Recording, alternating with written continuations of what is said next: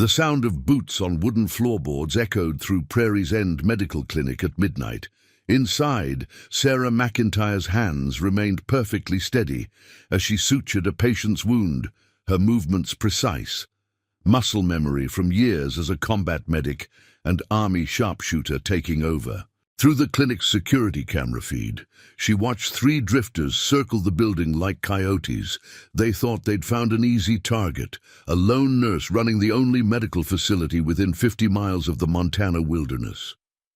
What they didn't know was that the steady hands carefully closing wounds hadn't always been used for healing. Those same hands had once ended threats from over a mile away, making her a legend among military marksmen. Before we jump back in, tell us where you're tuning in from, and if this story touches you, make sure you're subscribed. Because tomorrow, I've saved something extra special for you. The drifters who called themselves the Dust Devils had spent months terrorizing small clinics and pharmacies across 3 states, using the vast spaces between frontier towns to disappear after each raid. They'd never failed to take what they wanted, never encountered resistance they couldn't break. That was about to change. Sarah worked methodically in the clinic's main treatment room, her movements deliberate and efficient. The old radio played, quietly, mixing with the soft beeping of medical monitors through the open windows. The crisp mountain air carried the scent of sage and pine from the surrounding wilderness. The clinic itself was her life's work, a converted frontier homestead with wide porches and tall windows, transformed into the only medical facility serving 5 small communities scattered across the Montana backcountry. "Mom!" Emma's voice echoed through the clinic's hallway. "Did you see my biology homework? I can't find the anatomy diagrams you helped me label." Sarah looked up from her patient charts, tucking a strand of grey-streaked dark hair behind her ear. Her 15-year-old daughter stood in the doorway of the small office, backpack in hand, honey-blonde hair pulled back in a neat braid. She'd inherited Sarah's sharp eyes and steady hands, traits that had served very different purposes in Sarah's previous life. "Check the top drawer of my desk, sweetheart. I filed it there after we finished the cardiovascular system review." Emma disappeared into the office, emerging moments later with detailed medical illustrations covered in careful annotations. "Found it. Mrs. Harrison is going to be impressed. None of the other kids have access to real medical references."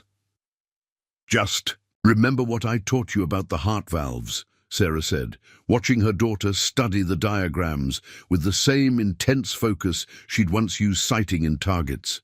Some skills, it seemed, were genetic.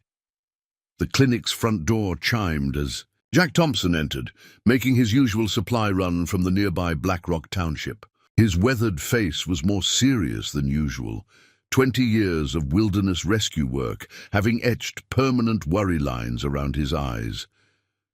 "You hear about Miller's clinic over in Copper Valley?" he asked, his voice low. Sarah recognized the tone. She'd heard it before in mission briefings about emerging threats. Sarah straightened, her instincts awakening. "What happened?" Jack glanced around before continuing. "Complete ransacking. Took everything, medications, supplies, equipment. Dust Devils paid him a visit first, wanted to coordinate with his supply chain. Miller refused. Next thing, place gets hit while he's out on a house call. Left him with nothing, not even basic first aid supplies." Emma appeared in the office doorway again, this time holding her phone. "Mum, can Kelly come over after school to work on our science project? Her dad can drop her off." Sarah managed a smile, despite the growing knot in her stomach. "Sure, honey. But straight home, okay? No stops anywhere." Her mind was already calculating distances, analyzing patterns, just as she'd done in the service. After Emma left for school, Jack continued. "They're moving east. 3 clinics in the last 2 months, all along Route 12. They start with offers of protection, then demands for supply chain access. Those who refuse..." He let the sentence hang. Sarah moved to her supply cabinet, her movements deliberately casual as she inventoried medications. To anyone watching, She looked like a nurse doing routine checks, but her mind was already mapping threat assessments, calculating fields of fire, identifying defensive positions, just like she'd done in another life. Prairie's End would be their next logical target, she said quietly, testing the weight of a vial in her hand. Isolated location, good coverage of multiple counties, strategic position. Jack blinked. You sound like you've thought about this. Old habits. Sarah set the vial down. How many in their group? Core groups may be 15, but they pull in extra muscle when needed, led by someone called Ghost, Marcus Webb, former military himself, discharged for conduct unbecoming. Sarah nodded, filing away the information. The door chimed again as Beth Morgan entered, her kind face troubled. The older woman had run the general store in Prairie's End for 4 decades. "Sarah," Beth called out, "just got word from my medical supplier. Strange thing, says they can't deliver out here anymore. Some kind of routing issue, never had that before." "They're isolating us," Sarah muttered, then caught herself. "When did this start?" "Yesterday. Same time Tom at the diner. Got told his food service contract was being reviewed." Beth's eyes narrowed. "You know something about this?" Sarah chose her words carefully. "Let's just say I've seen similar patterns before. They cut off supply lines first, make facilities vulnerable, then offer to help solve the problems they created." Jack set down his coffee. "What do we do?" Through the window, Sarah watched morning traffic flow past her clinic. Families heading to work, kids to school, ranchers starting their day, all the normal pieces of frontier life she'd fought to protect in other places, under other circumstances. For now, we watch, document everything, any unusual vehicles, especially motorcycles or modified trucks. Note times, descriptions, spread the word quietly. Tell people to be alert but not afraid. "You sound like you've done this before," Beth observed. Sarah picked up a syringe, muscle memory automatically testing it like she once checked her rifle. "In another life," she replied, "one I thought I'd left behind." She turned to face them fully, her voice steady. "But if they're coming to Prairie's End, they should know something. This town isn't like the others. Because this time," she silently added, "they're facing someone who knows exactly how to take down a hostile force, piece by piece." The only question was whether she could do it while keeping her past and her daughter safely in the shadows. As Jack and Beth left, Sarah began her morning routine, but her movements now had additional purpose. Each supply check became a weapons assessment. Every sightline calculation noted potential cover. The security camera angles, already precise, were subtly adjusted. Prairie's End was about to become a battleground, and Sarah McIntyre was preparing for a war only she knew was coming. The first signs came 3 days later. Sarah was checking a patient's vital signs when she heard the distinctive rumble of modified engines. Her hands stilled on the blood pressure cuff as she counted vehicles by sound, a habit from days of tracking hostile convoys. 4 trucks approaching from the east.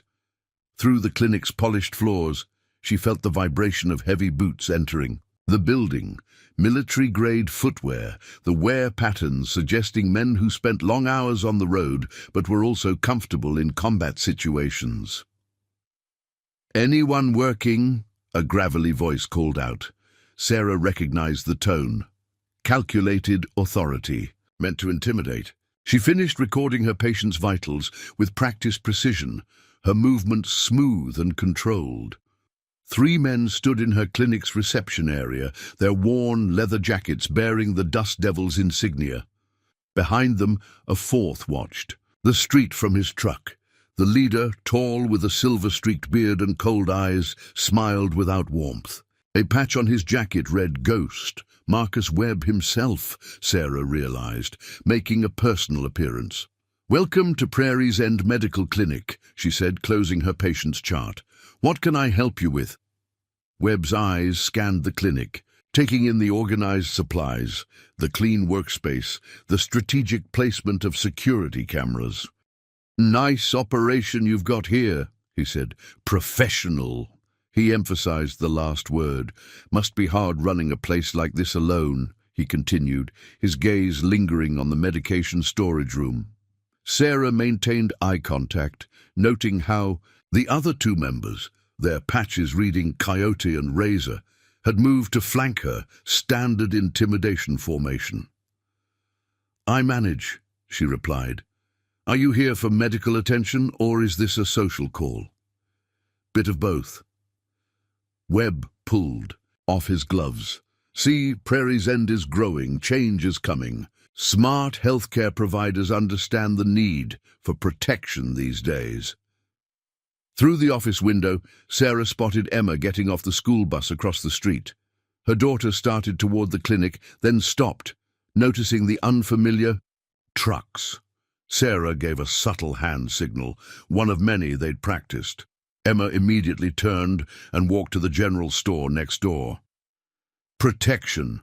Sarah kept her voice neutral, drawing attention back to herself. From what? All sorts of things.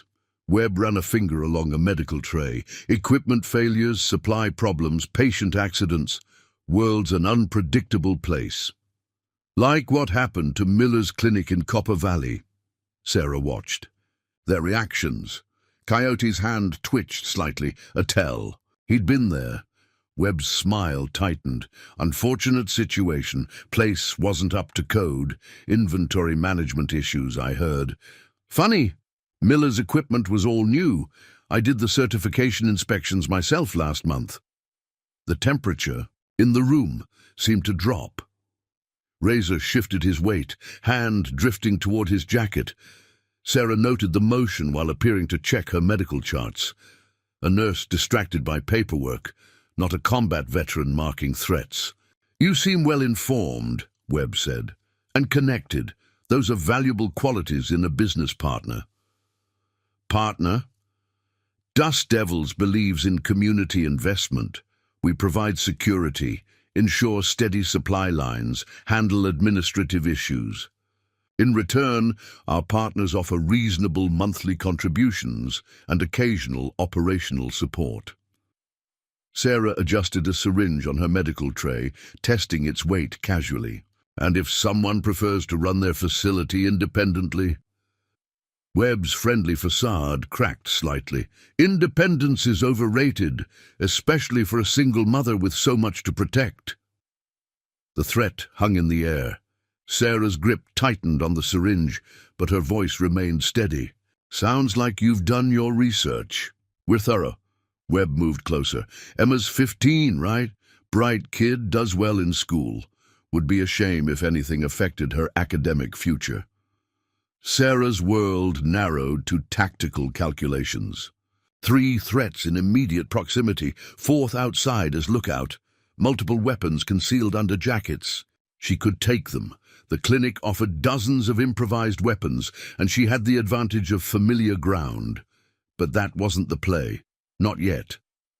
I'll need time to consider your offer, she said instead. Webb nodded, expecting this response. 24 hours. We'll be back tomorrow for your answer. He turned to leave, then paused. Oh, and Sarah? Don't bother calling the sheriff.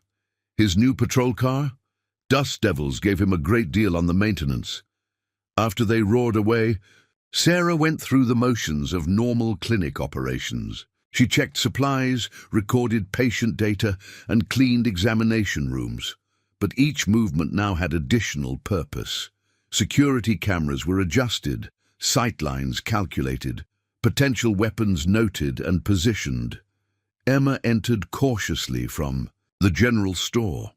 Mom, Mrs. Morgan said those were bad men. Sarah pulled her daughter close, breathing in the familiar scent of her shampoo. Some people think they can take whatever they want. But you remember what I taught you about bullies. They're only scary until someone stands up to them. Exactly. Sarah kissed the top of her head. Now how about you do your homework in the office while I finish up here? As Emma settled in with her books, Sarah made a call she'd hoped she'd never have to make.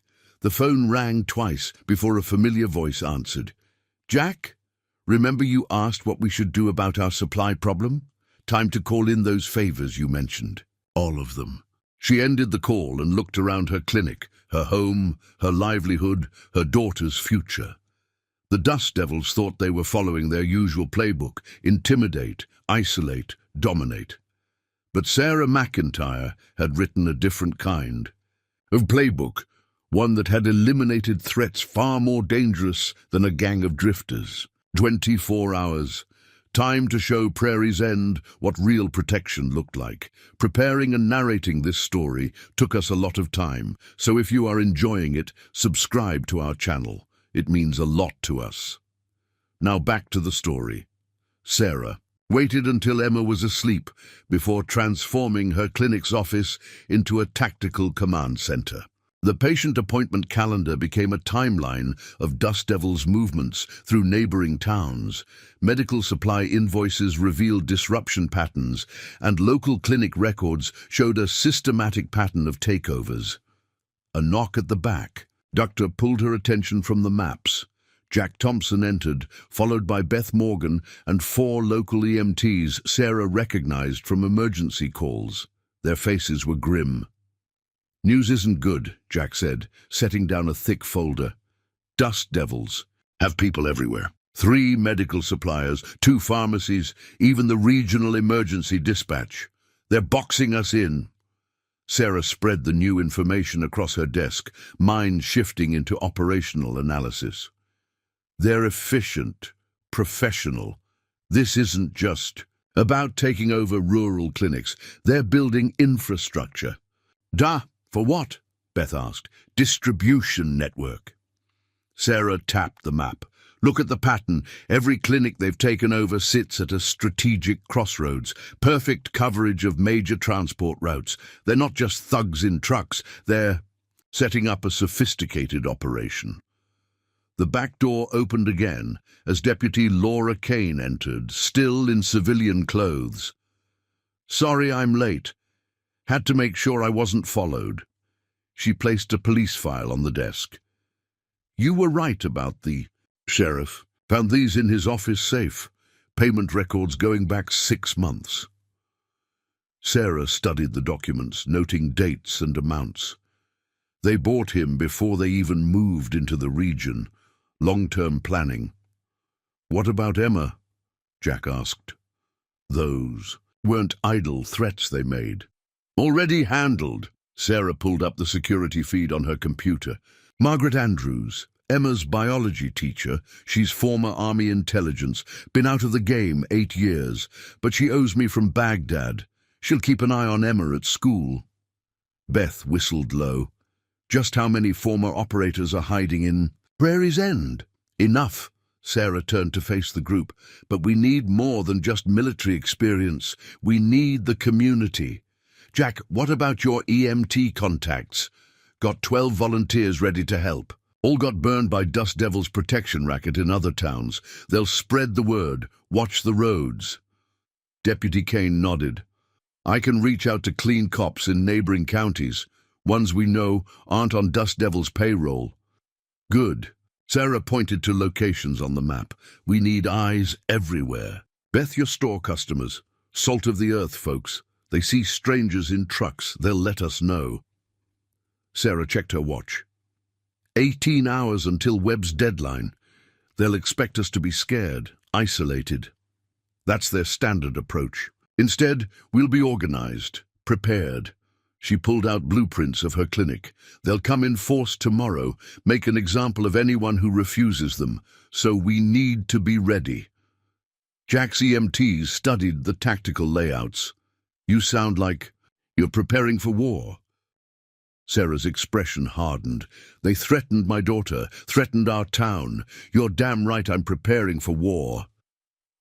Deputy Kane studied the defensive positions. "This is solid planning, but we're still outnumbered. Dust Devils can pull in extra muscle from other territories. Numbers don't win fights." Sarah opened a drawer, pulled out a worn notebook. "Strategy does, and I've been planning this since they hit Miller's place." She laid out her strategy. It wasn't just about defending one frontier clinic. It was about exposing Dust Devil's entire operation. Every criminal enterprise had weak points: supply lines, communication channels, financial trails. Laura, I need you to focus on paper trails. Follow their money. Jack, your EMTs watch the highways, track their movements. Beth, your network of suppliers might notice unusual orders, equipment modifications. The group spent hours refining plans, establishing communication protocols, identifying potential threats and responses.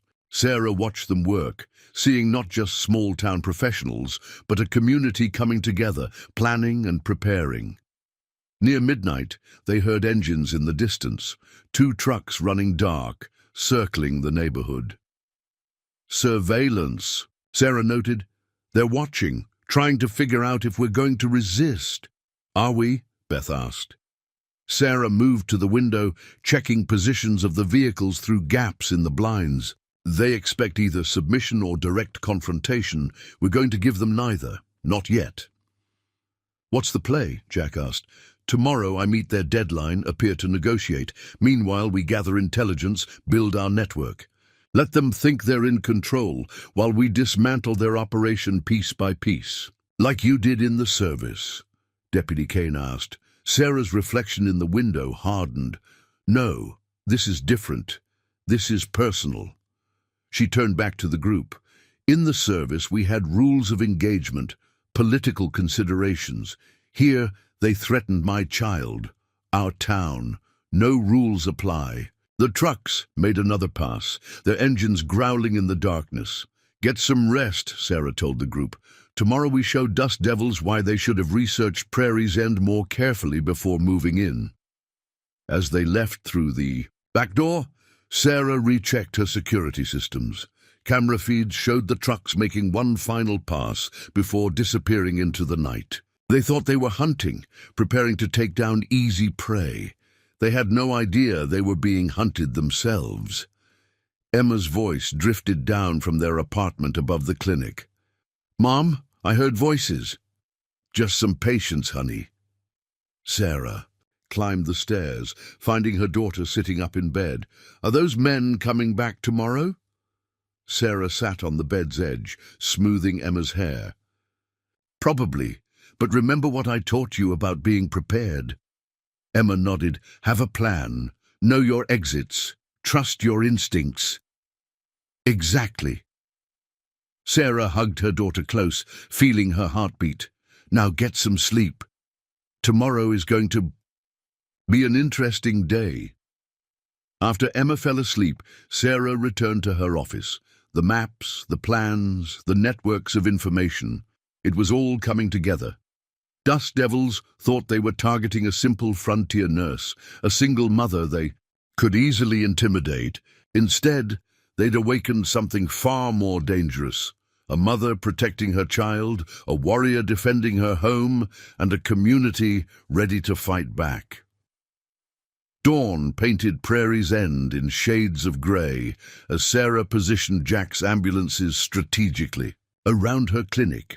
To casual observers, they looked like normal emergency vehicles on standby. To trained eyes, they formed a perfect defensive perimeter. Beth's morning delivery arrived right on schedule, her truck backing up to the clinic's side entrance. But instead of medical supplies, she was dropping off surveillance equipment borrowed from her hunting supply store. Small cameras, motion sensors, things that wouldn't draw attention. Got movement on Route 12, Jack's voice crackled through. The newly installed radio hidden under Sarah's reception desk. 15 vehicles heading into town. Ghost is leading them. Sarah checked her watch. Exactly 24 hours since their last visit. Military precision. Another sign that Marcus. Ghost Webb was more than just a gang leader. Emma safely at school? Beth asked, helping Sarah conceal the last camera. Margaret's got eyes on her. Whole building's locked down for a surprise emergency drill. Sarah moved to her medical cabinet, organizing supplies with deliberate care, each item placed for easy access, dual purpose now. Through the security feeds, she watched the dust devils approach. They split into 3 groups, covering all approaches to the clinic. Professional tactics, just like she'd expected.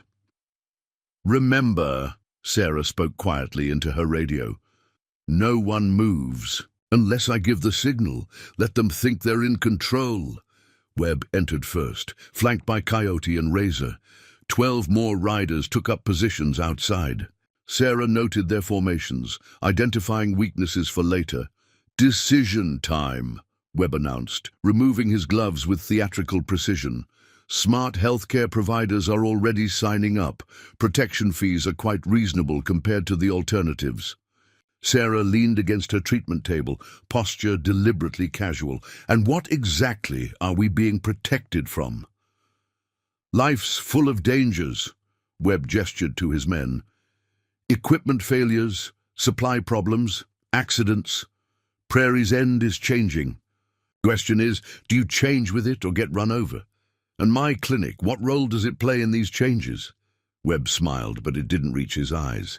"Strategic location, good reputation, loyal patient base could be valuable to the right organization. We're offering partnership, not just protection." Sarah heard what he wasn't saying. Her clinic would become a distribution hub, legitimate, medical practice hiding illegal operations, just like the others they'd taken over. "You've done your homework," she noted, checking IV bags with practiced efficiency. "Always do. Emma's quite the student. Be a shame if anything affected her perfect attendance record." Sarah's hand tightened on the IV stand she was adjusting, but her voice remained steady. "Seems like you have everything planned out." "Usually do." Webb moved closer, invading her space. "So what's it going to be? Easy way or hard way?" Through the back window, Sarah spotted Deputy Kane's unmarked car, passing slowly, right on schedule. Time to spring the first trap. "Actually," Sarah said, "I have a counter-offer." Webb's eyebrows raised slightly, not part of his usual script. "Counter-offer?" Sarah picked up a folder from her treatment cart. "Interesting reading. Payment records, supply routes, names of officials on your payroll." She watched their reactions. Coyote's hand twitched toward his jacket. Razor shifted his weight, combat ready. "Where did you get that?" Webb's voice carried a dangerous edge. "Does it matter? What matters is where copies of these documents might end up if anything happens to me, my daughter, or my clinic." The temperature in the room seemed to drop. Webb studied her with new intensity, reassessing the threat level. "You're playing a dangerous game," he warned. "No game," Sarah met his gaze. "Just business. Like you said, strategic location, good reputation, valuable to the right organization, or dangerous to the wrong one." Webb's facade cracked slightly. This wasn't following his usual pattern of intimidation and submission. "You think some paperwork can stop what's coming? I think it's interesting how many of your supply routes run through compromised locations." Sarah tapped the folder. "Almost like someone's been mapping your operation, gathering evidence, building a case." The implications hung in the air. Webb's expression darkened as he realized the trap he'd walked into. "You're not just a nurse. You did your homework. On the business," Sarah agreed. "Should have looked deeper into the owner." Coyote moved forward, but Webb held up a hand, stopping him. His eyes never left Sarah's face, seeing her clearly for the first time, not a victim to be intimidated, but an opponent who'd been several moves ahead. 24 hours, he said finally. "Consider your position carefully. Nobody stands against the dust devils, and keep standing." "We'll see." Sarah's voice carried quiet confidence. "Lots of things can change in 24 hours. After they roared away, Beth emerged from the back office. "That was some poker face, but they'll be back, won't they?" "Count on it," Sarah moved to her security feeds, watching the vehicles disperse. "And they'll bring reinforcements." Jack's voice crackled through the radio. "They're splitting up 3 groups, different directions." "Following the plan," Sarah noted. They'll check my background, probe for weaknesses, try to verify the threat. And when they realize you're bluffing about the documents? Beth asked. Sarah smiled grimly. Who says I'm bluffing? Deputy Kane's car pulled into the lot. They took the bait, she reported, entering through the back door. Already got calls from contacts in 3 departments. They're pulling records, running checks. Good. Sarah began modifying her timeline. While they're focused on me, our people track their movements. Every stop, every meeting, every delivery. Playing a dangerous game, Beth observed. No. Sarah's expression hardened. Playing the only game that works against organizations like this. Let them think they're the hunters while we track their every move. The radio crackled again, Margaret Andrews's voice. Emma is safe, but we've got watchers near the school. 2 trucks trying to look casual. Sarah had expected this. Remember, everyone follows their normal routines. Let them watch. Let them think they're in control. She turned back to her maps, updating positions, noting patterns. Dust devils. Thought they were tightening the noose around Prairie's end. Instead, they were revealing their entire operation, 1 move at a time. The next 24 hours would change everything. The only question was whether Prairie's end was ready for what was coming. The first sign of Dust Devil's response came at midnight.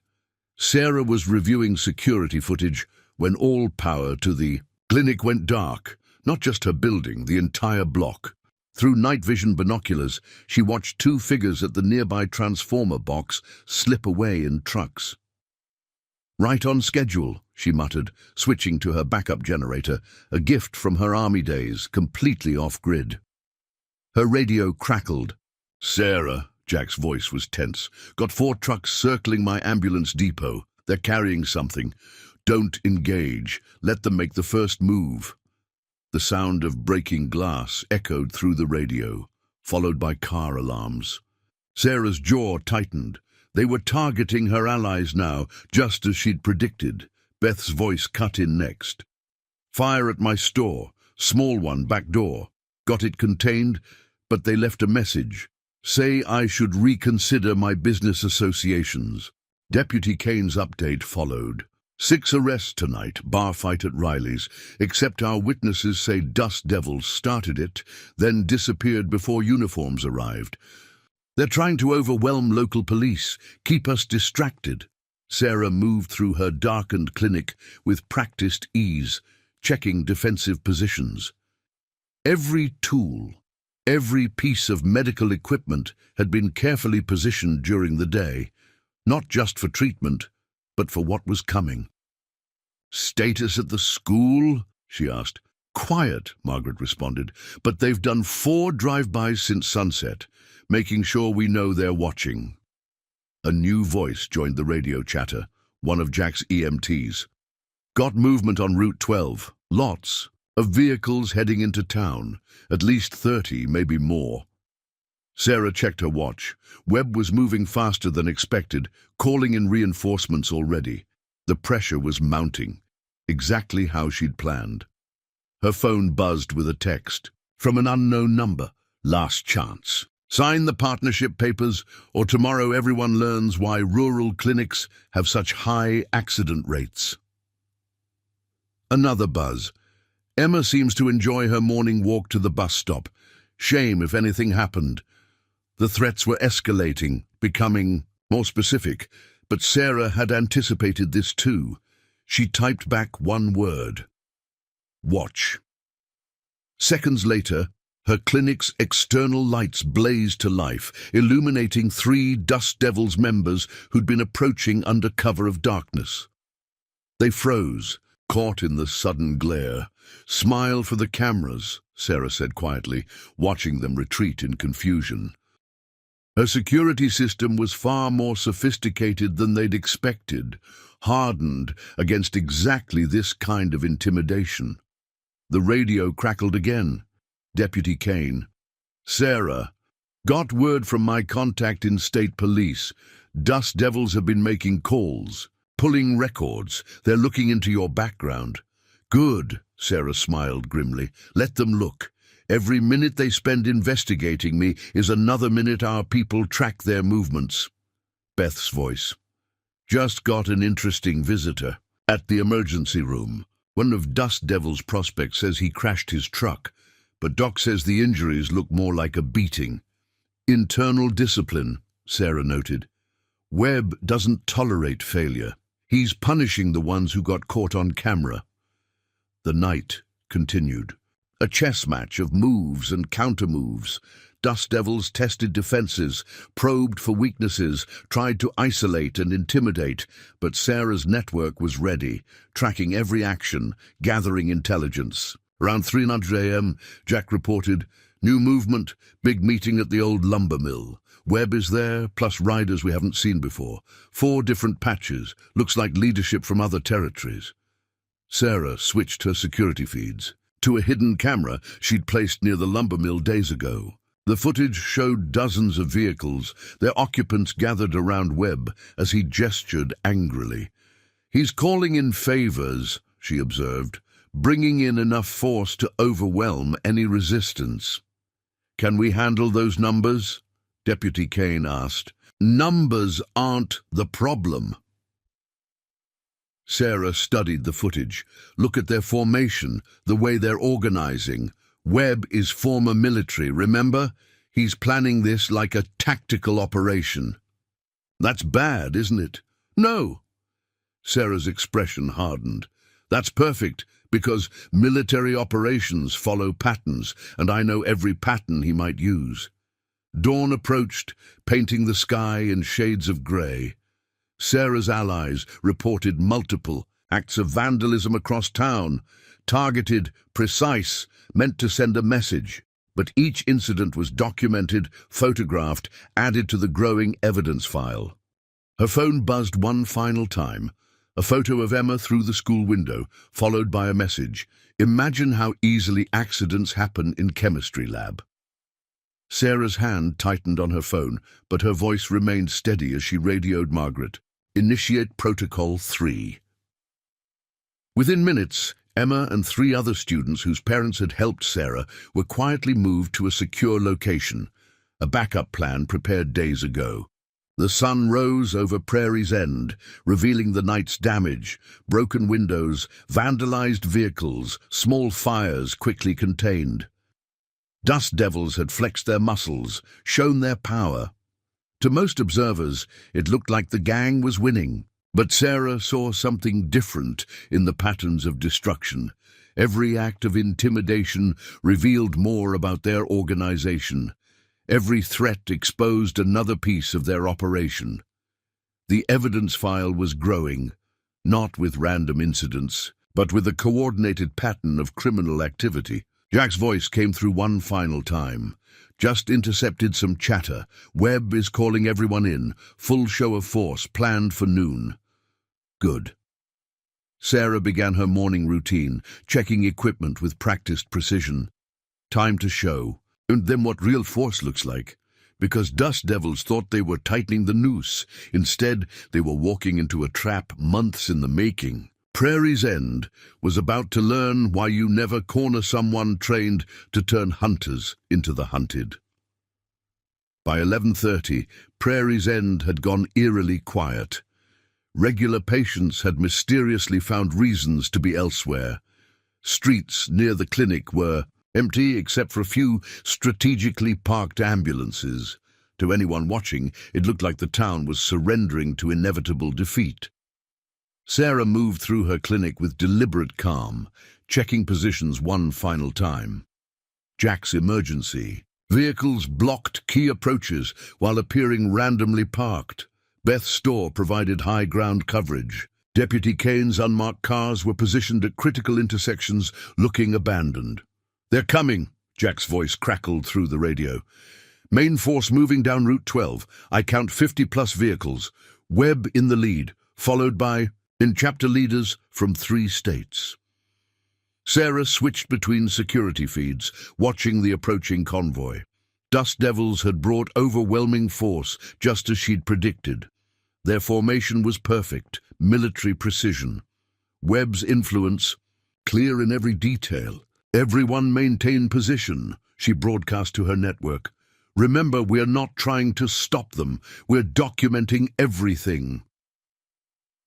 The rumble of engines grew to a thunderous roar as dust devils rolled into Prairie's End.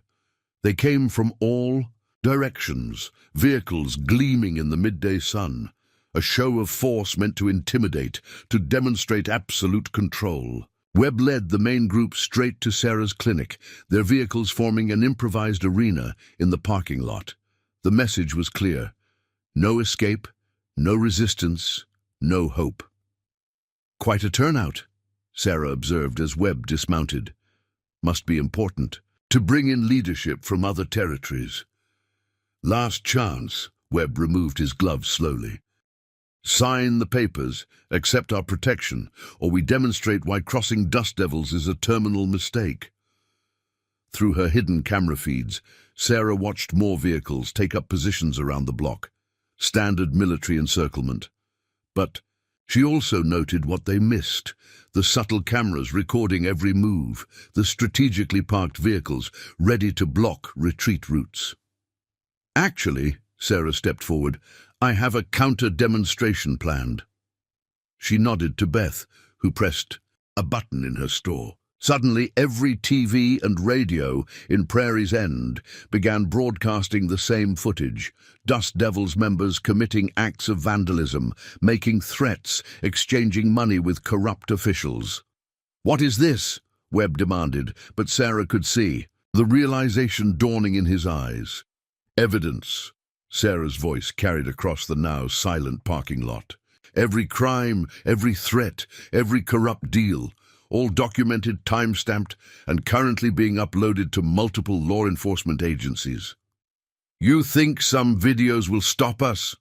Coyote snarled, moving forward, but Webb held up a hand, studying Sarah with new intensity. You're not just a nurse, he said quietly. Military, Army sharpshooter, Sarah agreed. Should have done deeper background checks instead of just threatening my daughter. That had been their fatal mistake. They'd assumed a single mother would be easily intimidated. Instead, they'd given a former Army sniper exactly what she needed: justification to dismantle their entire operation. Kill the broadcast, Webb ordered into his radio. Shut it down now. Can't. Sarah allowed herself a small smile. Signals being relayed through multiple points, and every attempt to stop it creates new evidence of conspiracy. Movement caught her eye. Several Dust Devils members trying to quietly leave. They'd recognized the trap, realized what was coming, but Jack's carefully positioned ambulances suddenly developed mechanical issues, blocking their escape routes. You've been playing us, Webb realized. All of it, the documents, the delays, the isolated resistance. You were building a case. Actually, you did that yourself. I just made sure everything was recorded. Sarah gestured toward the surrounding buildings. Every window, every doorway, every security camera in Prairie's End has been documenting your operation. Right now, state and federal agencies are watching live feeds of known criminal organizations gathering for coordinated intimidation. Webb's composure cracked. You had no right. You threatened my daughter. Sarah's voice could have frozen fire. After that, there was no right or wrong, just target acquisition and threat elimination. As if on cue, police sirens began, wailing in the distance.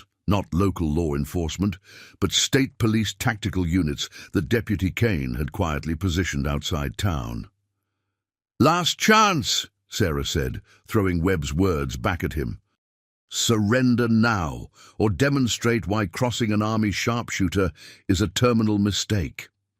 Webb looked around, seeing his perfect trap become a perfect ambush. His military training recognized the tactical nightmare. No clean escape routes, high, ground covered, evidence mounting with every passing second. But surrender wasn't in his nature. Take her, he ordered. All hell broke loose. Dust Devils members charged forward, but Sarah was ready.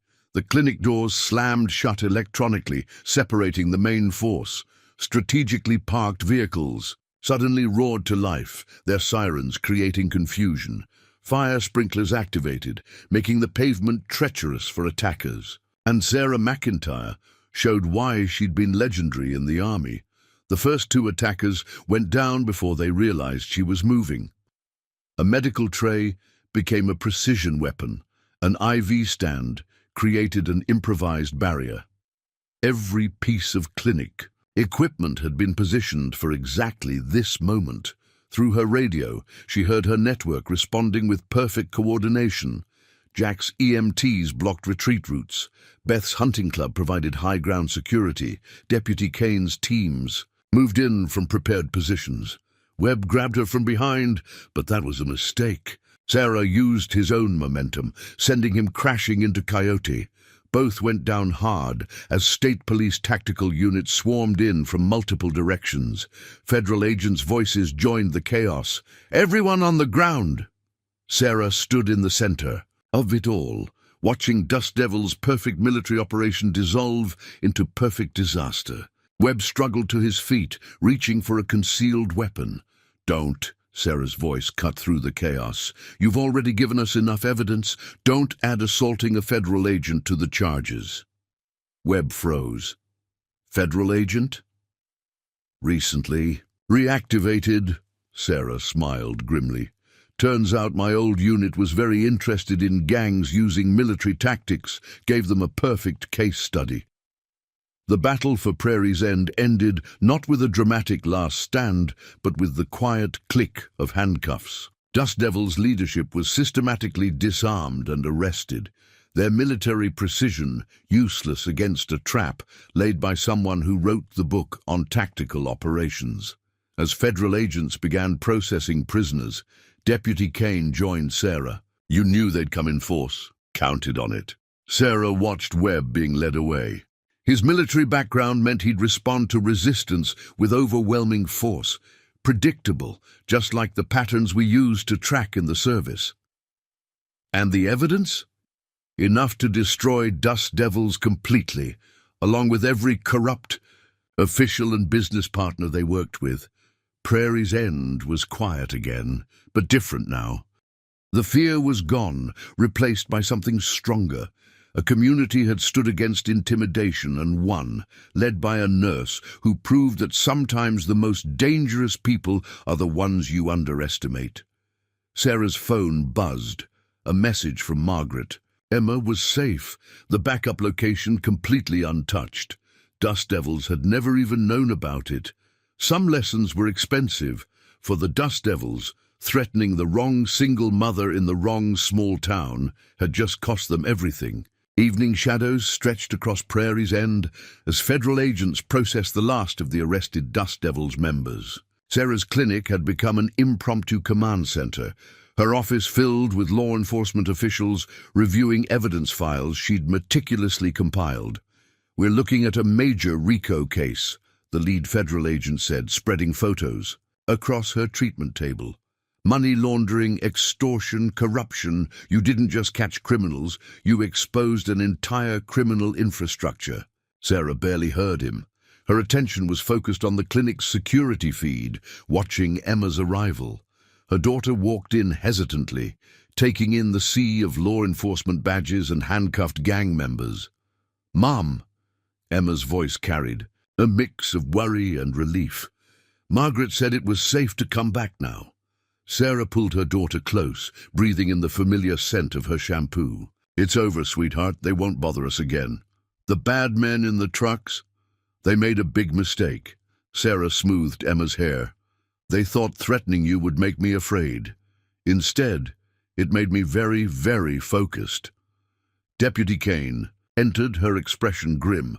"Sarah, we've got a problem. Webb is talking, and what he's saying, this goes deeper than we thought." Sarah directed Emma to start her homework in the office's back room, then turned to the deputy. "How much deeper? Dust Devils isn't just a gang of drifters. They're part of something bigger. Those supply routes they were setting up, they're connected to major criminal organizations across state lines." Jack joined them, his usual cheerful demeanor replaced by concern. Got word from my EMT network. Similar operations being uncovered in 3 other states. Same pattern. Organized groups taking over medical facilities, setting up distribution networks. Sarah studied the map on her wall, seeing the patterns with new clarity. They were building infrastructure, using legitimate medical facilities. As cover for something bigger, much bigger, the federal agent confirmed, "We're seeing connections to drug cartels, weapons traffickers, even terrorist financing." Dust Devils was just one piece of a much larger puzzle. Beth entered through the back door, moving carefully around evidence technicians. Just got calls from other clinics. Not just here, all over the region. Everyone's got stories about groups moving in, demanding protection money. They're all connected, Sarah realized, her tactical mind shifting into high gear. Different gangs, same operation, using military tactics because they're being run by ex-military, Deputy Kane finished. Like Webb, we're finding more gang leaders with special operations backgrounds. Someone's recruiting them specifically. Sarah's eyes narrowed as the pieces fell into place. Dust Devil's operation here wasn't random. Prairie's End was a test, wasn't it? They were proving their model worked before expanding. Until they ran into you, Jack noted with grim satisfaction. A commotion outside drew their attention. Through the security feeds, they watched several black SUVs arrive. Men in expensive suits emerged, their bearings screaming federal authority. National Security Division, the lead agent explained. What you uncovered here, it's got implications way beyond organized crime. Sarah watched the new arrivals through narrowed eyes. Their formation, the way they moved, she recognized. Military training there too, but different from Webb's. More sophisticated. They'll want to classify everything, she said quietly. Bury it in national security concerns. Deputy Kane moved closer. Can they do that? They can try. Sarah's voice hardened. But I made copies. Lots of copies. Distributed to people they'll never find. If anything happens to the evidence or to us, it all goes public. The deputy smiled slightly. Always 3 moves ahead, aren't you? Had a good teacher in the army. He used to say the best way to fight corruption is to make sure the truth has multiple escape routes. Beth watched the suits approach the clinic. So what now? This isn't over, is it? No. Sarah checked her medical supplies, arranged precisely on her treatment cart. Dust Devils was just the beginning. We pulled one thread, but the whole tapestry is starting to unravel, and someone very powerful is going to try to stop that. Jack looked worried. They'll come after you, try to discredit the evidence, shut down the investigation. Probably. Sarah smiled grimly. But they'll find that's harder than intimidating a small-town nurse, because now we've got something they don't. What's that? A network. Every clinic, pharmacy, and medical facility they tried to take over. All connected now, all sharing. Information. They thought they could isolate us. Instead, they gave us common cause. Emma appeared in the office doorway. "Mum, are we in trouble again?" Sarah hugged her daughter. "No, sweetheart, but some other people might be. Remember what I taught you about bullies? That sometimes the biggest ones are the ones wearing suits instead of leather." Exactly. Sarah watched the federal officials approach. And sometimes stopping them takes more than just one fight. It takes a whole community standing together. Deputy Kane's radio crackled. More arrests being reported across state lines, more evidence emerging, more connections being uncovered. Dust Devils had thought they were taking over a small town. Instead, they'd started a chain reaction that threatened to expose corruption at the highest levels. And at the center of it all stood a former army sharpshooter turned frontier nurse who understood better than anyone that some battles don't end with a single victory. Some battles are just the beginning of a longer war. Sarah kissed Emma's forehead. "Go finish your homework, honey. Mum's got some more work to do." Because Prairie's End hadn't just defeated a gang of drifters, they'd stumbled onto something much bigger, And Sarah McIntyre was about to show a whole new set of enemies why threatening her family was the last mistake they'd ever make. Through her clinic windows, she watched the National Security Division officials stride toward her. Their expensive suits and confident bearing a different kind of intimidation than Webb's leather jackets and trucks. But Sarah knew something they didn't, that precision and patience were more dangerous than brute force, that a mother protecting her child was more formidable than any federal agent, and that sometimes the most lethal weapon wasn't a rifle, but the truth itself. Her hand brushed against the medical cabinet, where she kept her most critical supplies. Inside, hidden beneath bandages and medications, was a small drive containing copies of everything. Every piece of evidence, every connection, every thread that could unravel their entire operation. Because Sarah McIntyre hadn't just been a sharpshooter in the army, she'd been the best. And she'd learned that the most important targets weren't always the ones you could see through a scope. The suit-clad officials reached her door. Sarah straightened her white coat, checked her stethoscope, and prepared to show them why threatening a nurse in Prairie's End had been their first mistake. It wouldn't be their last. The following morning, Sarah's clinic looked normal on the surface. Medical supplies arranged with military precision, the smell of antiseptic and coffee mixing in the air. But subtle changes marked yesterday's battle. Boarded windows waiting for repair, scuffed floors where struggles had occurred, surveillance equipment now openly visible. "You should see this," Deputy Kane said, spreading photographs across the treatment table. They showed Dust Devils members meeting with men in expensive suits, exchanging briefcases in shadowy parking lots. Webb's phone was a gold mine, she continued. These weren't taken in Prairie's End. Sarah studied the images, noting locations, patterns. Denver, Salt Lake City, Boise, all near major medical distribution centers. She pointed to a figure appearing in multiple photos, tall, distinguished, wearing tailored suits that probably cost more than her yearly clinic supplies.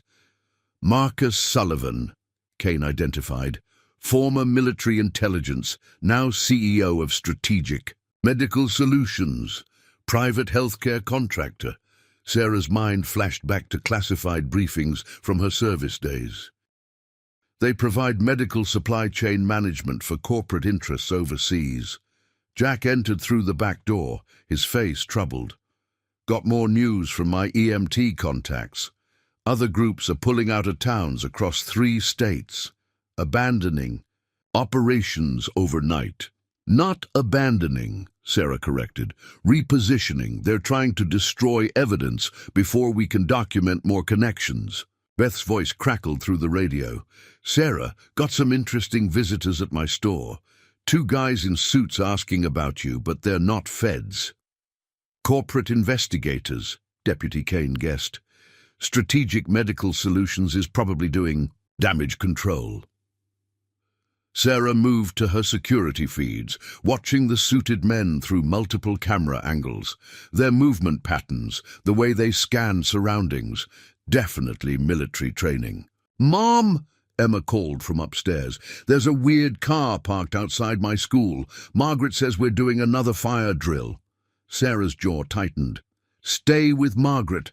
Follow the backup plan we discussed." To Kane, "They're probing, testing, defenses already." Jack looked worried. Dust Devils leaders aren't even processed yet. Because this isn't about Dust Devils anymore. Sarah pulled up more security feeds. Sullivan's company. What do we know about their contracts? Kane consulted her notes. Private medical supply management, logistics support, pharmaceutical, distribution, all legitimate on paper, but look at their client list. The names were impressive. Major hospitals, pharmaceutical companies, medical research facilities. But Sarah saw the pattern. Every client connected to medical supply chains, distribution networks. They were using groups like Dust Devils as deniable assets, she realized. local muscle to control territory while maintaining corporate distance if anything went wrong. The gangs take the fall, Kane finished, while the real operation stays hidden behind layers of legitimate business. Sarah's phone buzzed, a text from an unlisted number. Impressive work with dust devils. Perhaps we could discuss career opportunities. Your skills are wasted in a small-town clinic. A job offer, but Sarah recognized the real message. Take the payoff or face the consequences. She typed back, not interested in changing careers, quite happy being a nurse.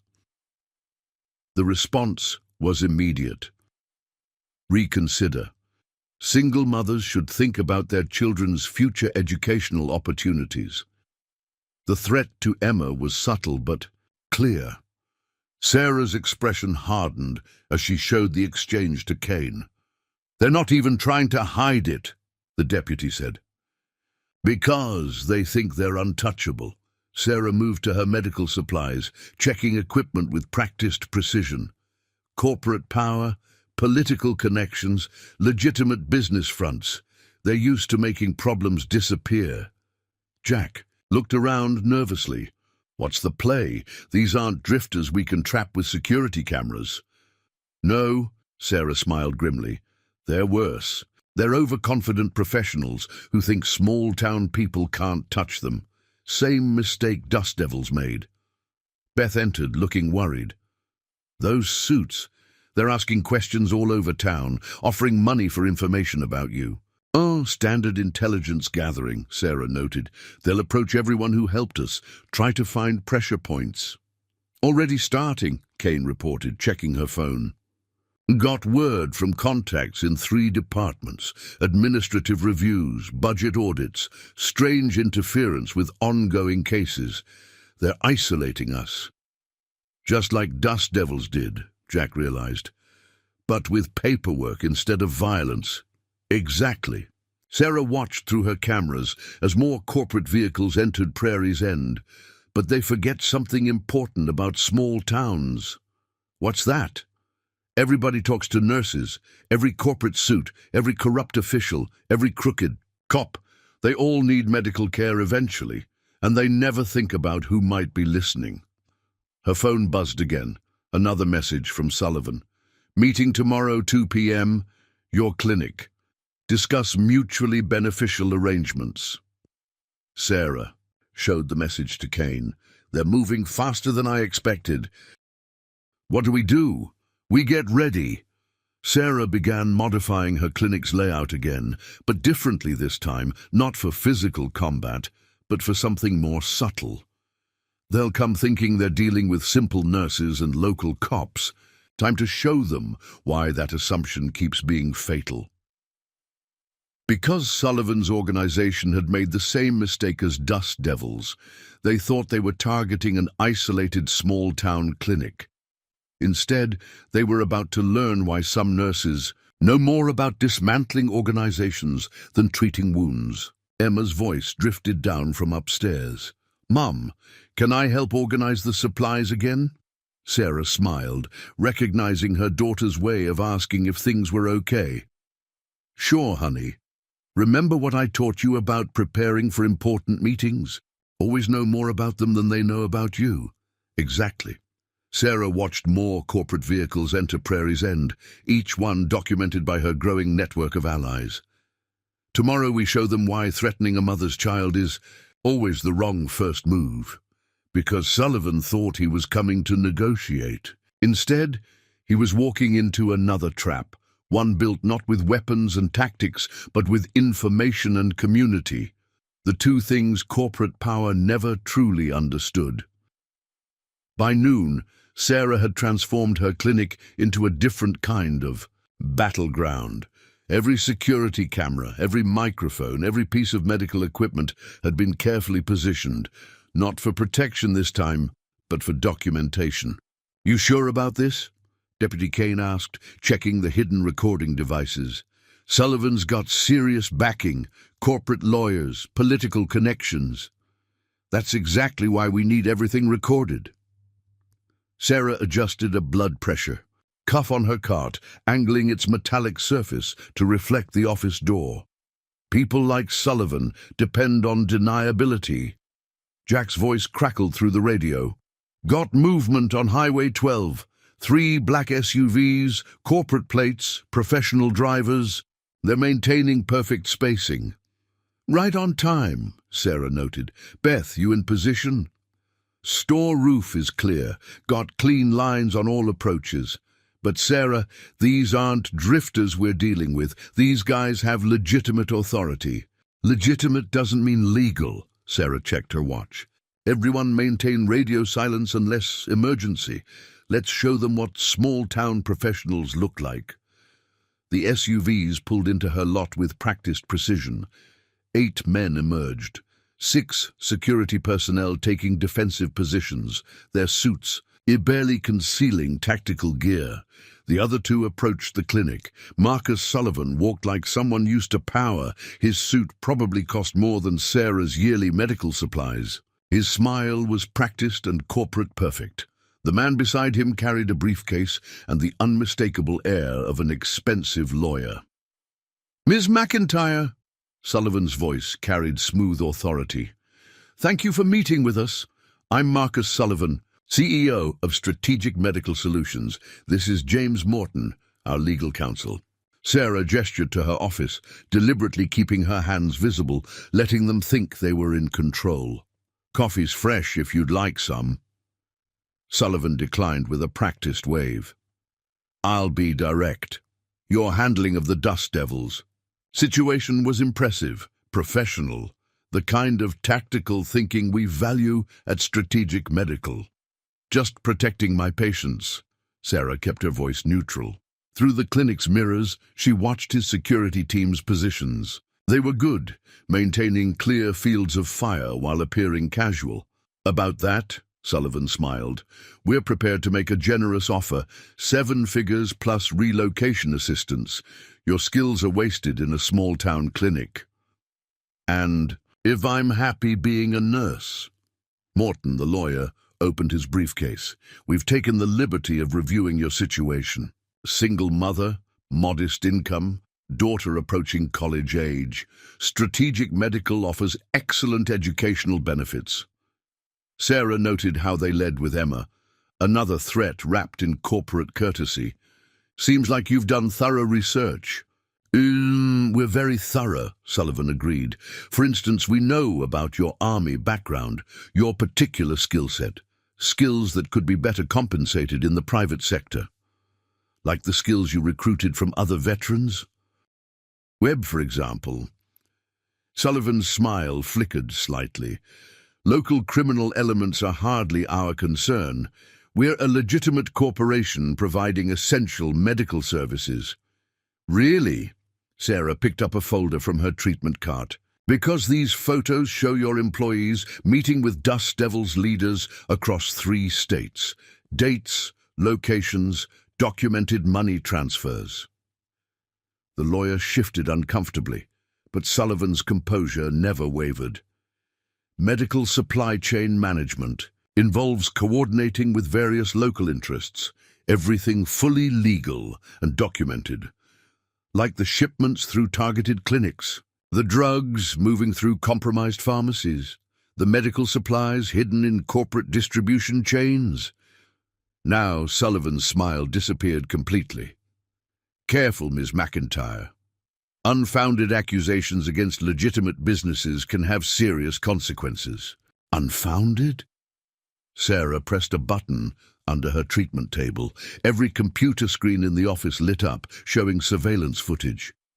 "Your people have been very busy, very sloppy too. Small towns notice strangers. Nurses hear things while treating patients. EMTs see interesting shipments." Through hidden cameras, she watched Sullivan's security team touch their earpieces, receiving updates. Their positions shifted subtly, from defensive to potentially offensive. "You've built an impressive operation," Sarah continued, "using local gangs as deniable assets, legitimate medical facilities as cover. Very professional, until you made one critical mistake." "And what's that?" Sullivan's voice carried deadly softness. You threatened my daughter. After that, documenting your entire operation became my full-time job. Morton spoke quickly. Any alleged evidence would be circumstantial, inadmissible. Maybe, Sarah smiled, but copies are already distributed to multiple agencies, news organizations, and corporate competitors. If anything happens to me, my daughter, or anyone in Prairie's End, it all goes public simultaneously. Sullivan studied her with new intensity, reassessing the threat. You're playing a dangerous game, Ms. McIntyre. No game, just a nurse who knows how to take things apart, including criminal enterprises hidden behind corporate facades. Everyone has a price, Sullivan said softly. Name yours. You already tried that with Dust Devil's leaders. How's that working out for them? Sullivan's facade cracked slightly, the practiced corporate mask slipping to reveal something. Harder. You think you can threaten my organization? I've got politicians, judges, entire departments on payroll. And I've got every one of those connections documented. Amazing what people say in front of nurses they think are just part of the background. Last chance. Sullivan's voice was cold now. Take the offer, disappear somewhere comfortable, or discover how unpleasant corporate litigation can become. Funny. Sarah's smile was equally cold. Webb said something similar before I destroyed their entire organization. They were criminals. We're a legitimate corporation. No, Sarah's expression hardened. You're worse. You hide behind legitimate business while destroying communities. At least Dust Devils was honest about being criminals. Sullivan stood, corporate courtesy abandoned. You've made a serious mistake, one your daughter will regret. That sounded like a threat, Mr. Sullivan. Deputy Kane's voice came from the doorway as she entered, recording device visible. Care to clarify for the record? Sullivan's security team moved with practiced efficiency, positioning themselves between their boss and Deputy Kane. The tension in Sarah's clinic could have been cut with a scalpel. Detective Kane, Sullivan's smooth corporate voice returned instantly. I'm afraid you've misunderstood a private business discussion. Really? Kane held up her recording device. Because it sounded like the CEO of Strategic Medical Solutions just threatened a minor. That's a serious offense in any jurisdiction. Morton stepped forward. Any recording made without consent would be inadmissible. Prairie's End has single-party consent laws, Sarah interrupted. And as the property owner, I've given written permission for law enforcement surveillance. Standard procedure after documented criminal threats. Sullivan's mask slipped again, showing a flash of genuine anger. You're playing with forces you don't understand. No, Sarah's voice was steel. You're the one who doesn't understand. This isn't about business or corporations. This is about a mother protecting her child. Everything else is just details. Through her hidden cameras, Sarah watched Sullivan's security team receiving updates through their earpieces. Something was happening outside. Jack's voice crackled through her concealed radio. Multiple vehicles entering town, corporate plates, but these aren't suits, looking at private military contractors. Sullivan smiled coldly. Speaking of details, my associates are currently conducting a routine security review of Prairie's End. Standard procedure for potential business investments. You mean your mercenaries are trying to intimidate the town? Kane translated. Like Dust Devils did. Dust Devils was crude, amateur. We prefer more sophisticated approaches. Sarah moved to her treatment cart, apparently checking supplies, but actually activating more recording devices. How sophisticated is corporate sabotage, Mr. Sullivan? Financial harassment, targeting children. Corporations protect their interests, Sullivan replied smoothly. Sometimes that requires demonstrating the cost of non-cooperation. Beth's voice came through Sarah's radio. got 8 men in tactical gear entering the store. They're seizing records, computers, everything. Similar reports started flowing in from around town. Sullivan's contractors were moving systematically, targeting everyone who had helped Sarah against dust devils. Impressive response time, Sarah noted. Almost like you had assets pre-positioned waiting for orders. Sullivan adjusted his tie. Strategic Medical Solutions maintains rapid response capabilities for our client needs. And what client ordered this operation? Kane demanded. That's classified under corporate confidentiality agreements. But rest assured, our actions are fully authorized by relevant authorities. Sarah's phone buzzed with messages from her network. Sullivan's people were everywhere, reviewing medical licenses, conducting safety inspections, examining financial records, a coordinated campaign of corporate intimidation. Here's what's going to happen, Sullivan said, his voice carrying absolute certainty. Your evidence will be discredited. Your witnesses will face personal and financial difficulties. Legal challenges will drain your resources. Nothing illegal, just the natural consequences of opposing corporate interests. Like what happened in other towns? Sarah asked, where your company acquired strategic medical facilities after the owners experienced financial difficulties. Sullivan's eyes narrowed. You've been investigating us.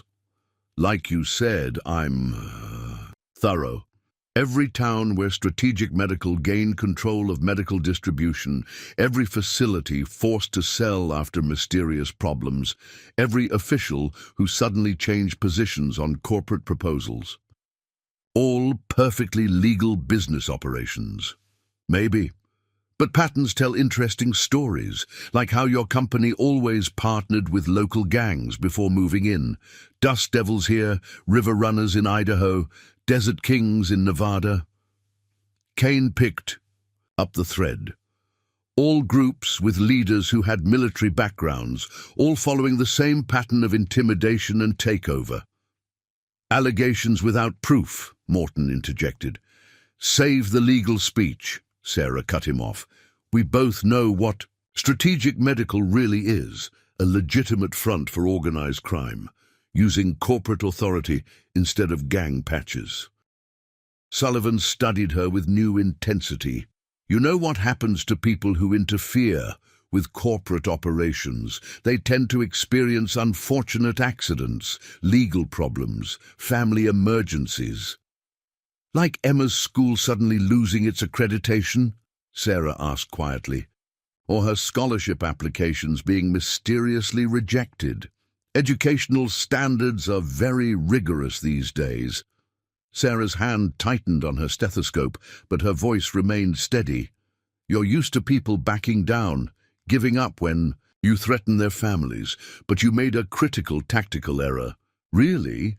Do tell. You assumed fear of losing everything would make me surrender. Instead, it just reminded me that I have nothing left to lose. Sullivan's security team shifted positions again, responding to some silent signal. Outside, more corporate vehicles were arriving in Prairie's End. Consider carefully, Sullivan said softly. Dust Devils was obvious, direct. We're more thorough. Every aspect of your life can be complicated. Every friend can face audits. Every ally can discover how expensive corporate litigation becomes. Kane moved to stand beside Sarah. You're threatening a lot of witnesses, Mr. Sullivan. Very bold for someone under federal investigation. Sullivan actually laughed. Federal investigations can be managed. Politicians can be convinced. Witnesses can be discredited. Maybe, Sarah agreed. But can your corporate image survive when every move you make is documented, every threat recorded, every connection exposed? She pressed another button. The clinic's screens lit up with more surveillance footage of Sullivan's people meeting gang leaders, exchanging briefcases, coordinating operations. Amazing how many cameras exist in small towns these days, Sarah noted. How many people notice things? How many nurses hear interesting conversations while treating patients? You think some amateur videos can threaten my organization? We have teams of lawyers, unlimited resources, and a board of directors very interested in maintaining corporate respectability, Sarah finished.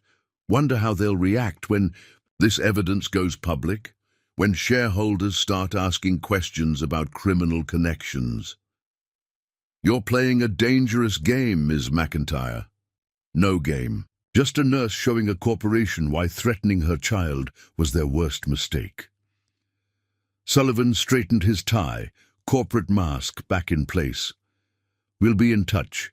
Consider your position carefully. Corporate disputes can become messy.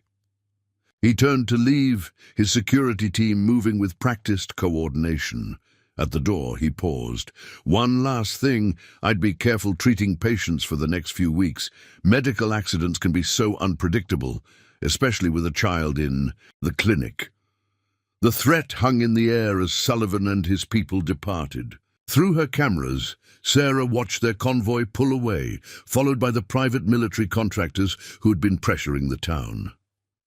They'll be back, Kane said quietly. Count on it. Sarah began checking her security systems.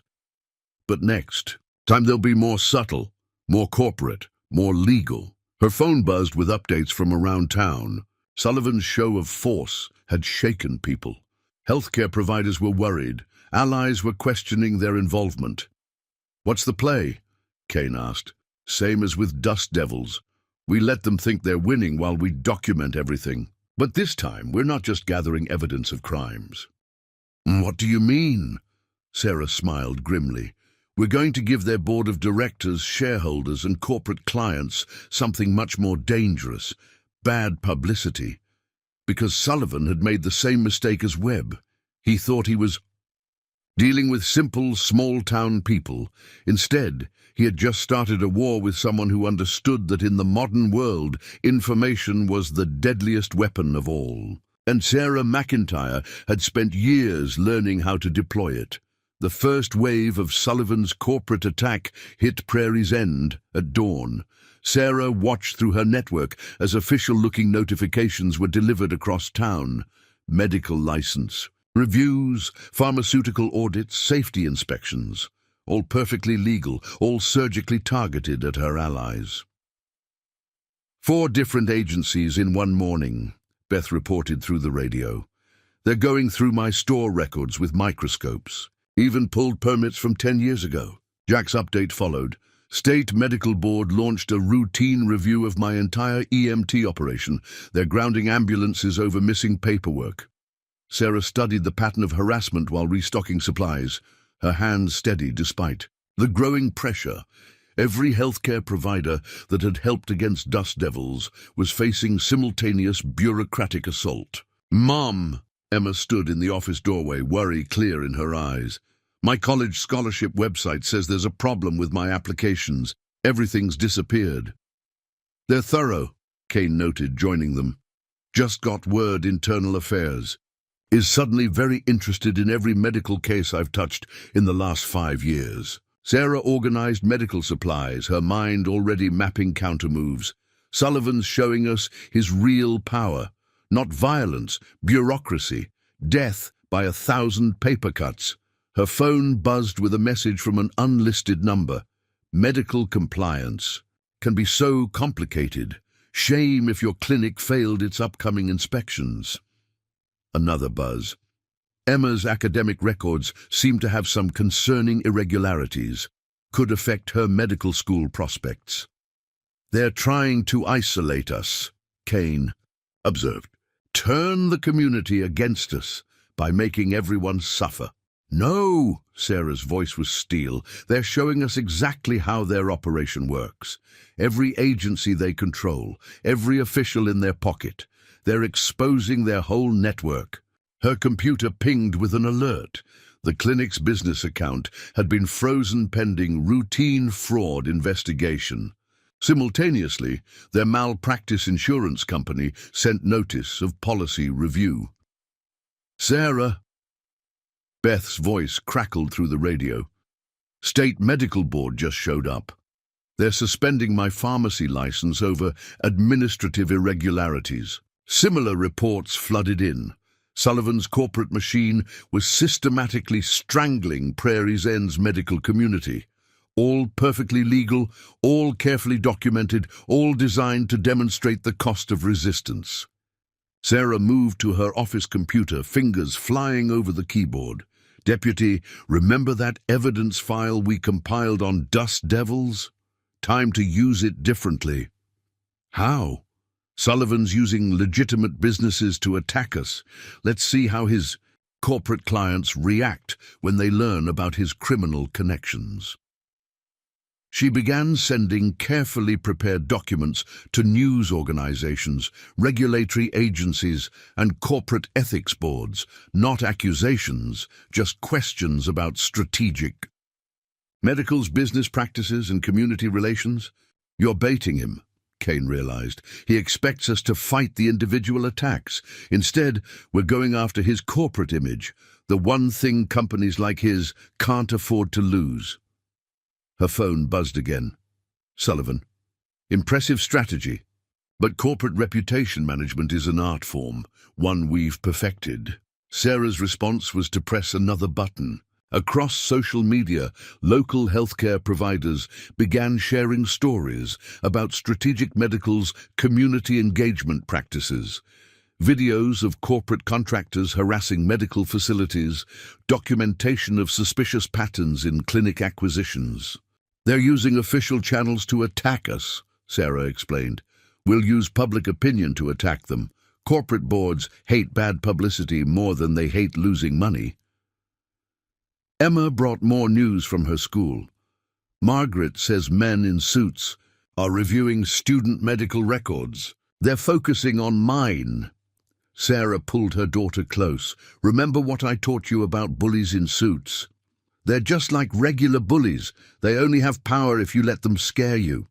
"Exactly. And what do we do when bullies try to scare us?" "Document everything and show everyone what they're really doing." Sarah smiled proudly. Her daughter had learned well. The garage's radio crackled with Jack's voice. "Sarah, got word from my contact. Similar corporate takeover attempts happening in other towns. Same pattern. Strategic Medical moves in after local gangs soften the target." "Send me details," Sarah ordered. "Names, dates, locations. Time to show their board what their CEO is really building." Kane's phone buzzed. "Internal Affairs is suspending me pending investigation." "Expected." Sarah was already modifying her strategy. "They'll try to discredit anyone with official authority who helps us. That's why we're not fighting through official channels." Her network continued reporting Sullivan's attacks. Medical licenses suspended, bank accounts frozen, insurance policies cancelled, death by 1,000 bureaucratic cuts. But Sarah's counterattack was spreading too. Social media filled with questions about Strategic Medical's business practices. Local news stations began investigating patterns of corporate harassment. Professional medical organizations started reviewing Sullivan's operations. "Mom," Emma called from the office, "my social media is full of kids sharing stories about Strategic Medical. Everyone's talking about how they're bullying small clinics." Sarah smiled grimly. Sullivan could control official channels, but he couldn't control public opinion, especially when every attack he launched provided more evidence of corporate corruption. Her phone buzzed one final time. "Sullivan again. You're interfering with corporate operations. That has consequences." She typed back, "You're right. Ask your board of directors how they feel about trending social media topics." Because Sullivan had made another critical mistake.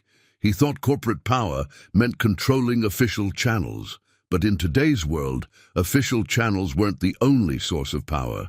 Sarah Winchester had just shown him why threatening the wrong nurse was about to become his biggest corporate nightmare. Sarah's clinic was eerily quiet the next morning, too quiet. She noticed it while preparing her treatment rooms. No early patients, no supply deliveries, no usual morning traffic. Sullivan's corporate machine had effectively quarantined the town through bureaucratic means. Latest update: Kane reported, spreading papers across the exam table. Strategic. Medical's board called an emergency meeting. Their stock dropped 15% after those videos went viral. Sarah studied the documents while checking her medical supplies. Sullivan won't take that well. Men like him care about corporate image more than actual legitimacy. Her prediction proved accurate. Within hours, a fleet of expensive cars rolled into town, not Sullivan's usual corporate security, but professional. Crisis management teams, PR specialists, media consultants, damage control experts.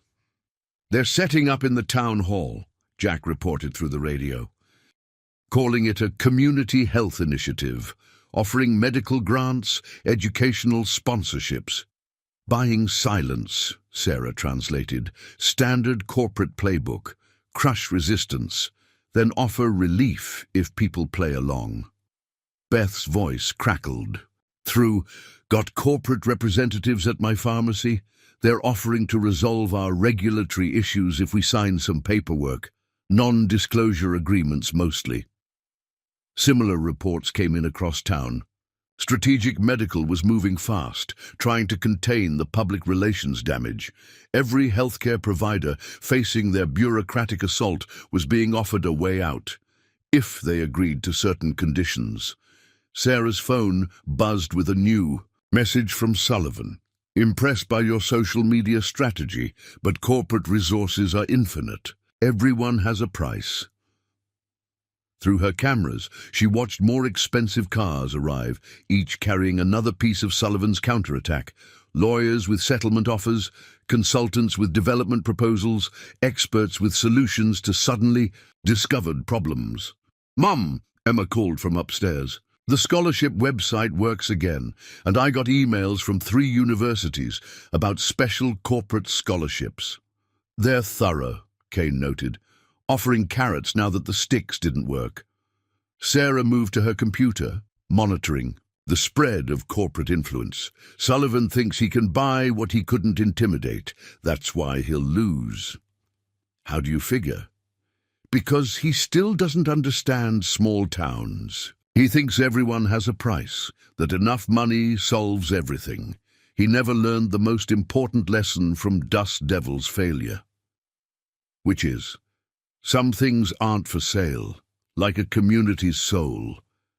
Her network kept reporting as Sullivan's. Crisis management operations spread through Prairie's End.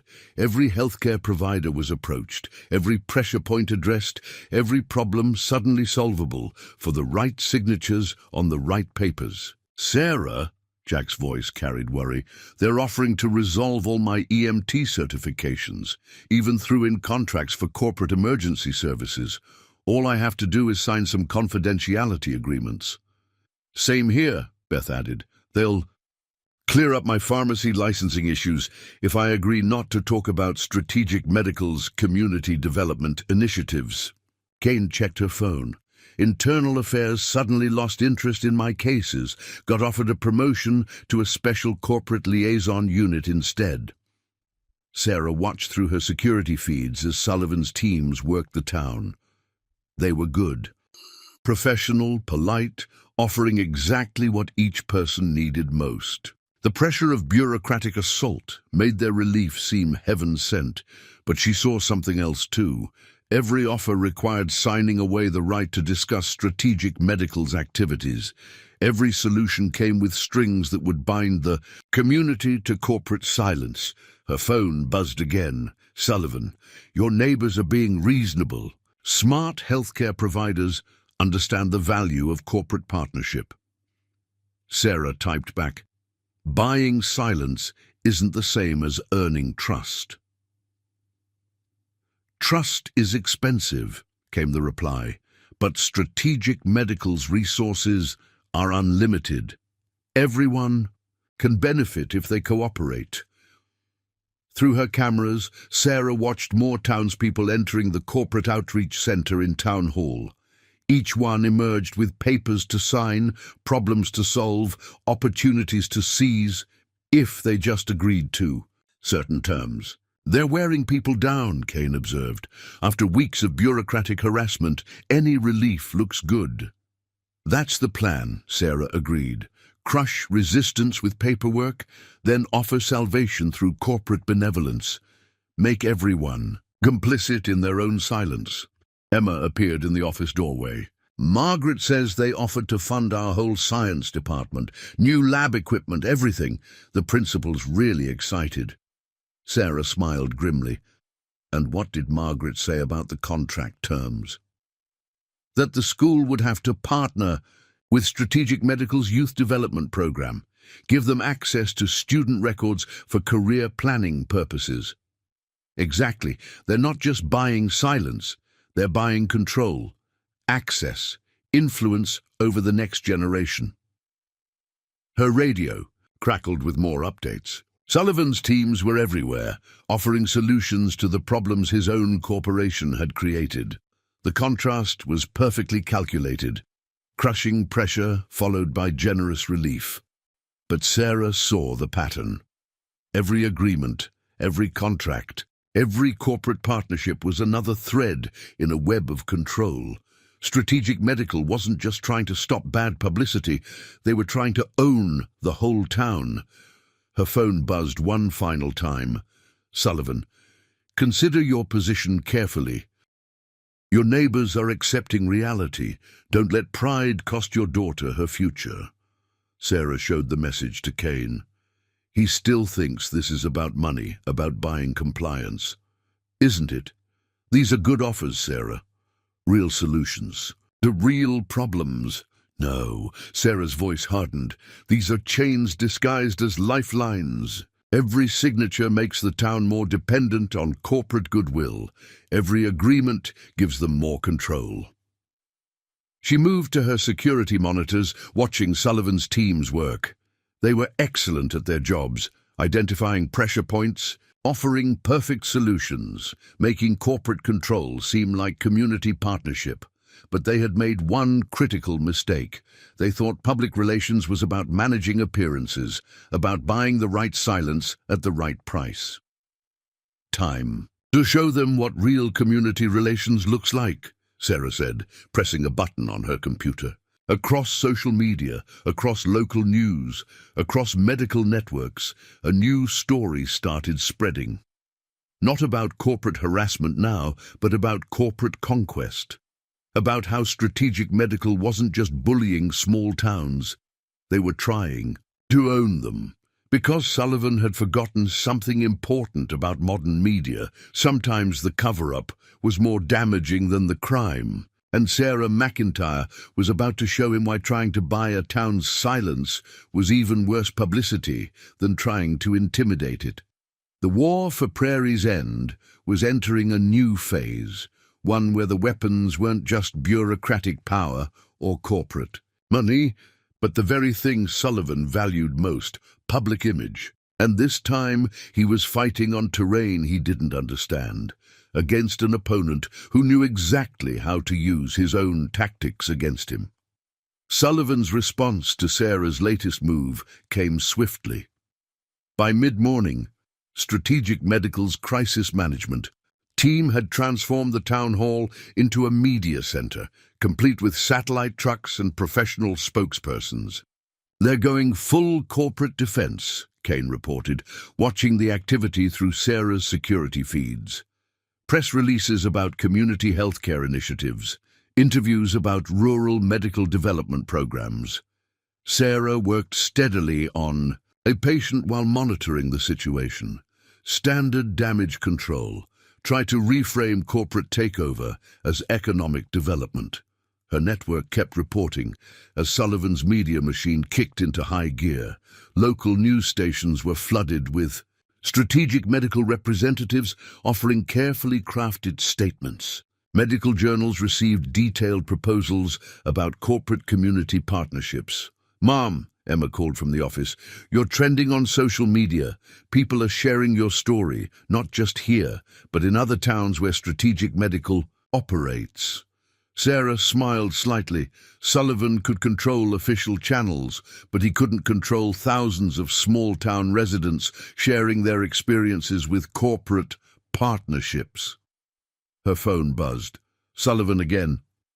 Impressive media. Strategy, but corporate public relations is a professional game, one we're very good at playing. Through her security cameras, Sarah watched more media vehicles arrive. Strategic Medical was bringing in heavy hitters, corporate communications experts, reputation management specialists, professional crisis consultants. Sarah, Jack's voice crackled through the radio. They're offering interviews to local healthcare providers. Want us to talk about the positive impact of corporate investment in small towns. Same here, Beth added. They're promising prime media coverage if we sign their talking points agreement. Kane checked her phone. Just got word. Strategic Medical's board called another emergency meeting. Stocks down another 20%. Sarah moved to her computer, monitoring the spread of her counter-narrative. Every corporate press release was being met with real stories from real communities. Every practiced statement countered by authentic experiences. They don't understand what they're fighting, she explained to Kane. Sullivan thinks this is about media management, but it's really about truth versus corporate spin. Her network continued reporting as Strategic Medical's PR machine rolled through Prairie's End. They were professionals crafting perfect sound. Bites staging ideal photo ops, presenting a flawless corporate image. But something wasn't working. Every polished interview was matched by cell phone videos of corporate intimidation. Every carefully worded statement contradicted by documented patterns of harassment. Sarah, Margaret's voice joined the radio chatter.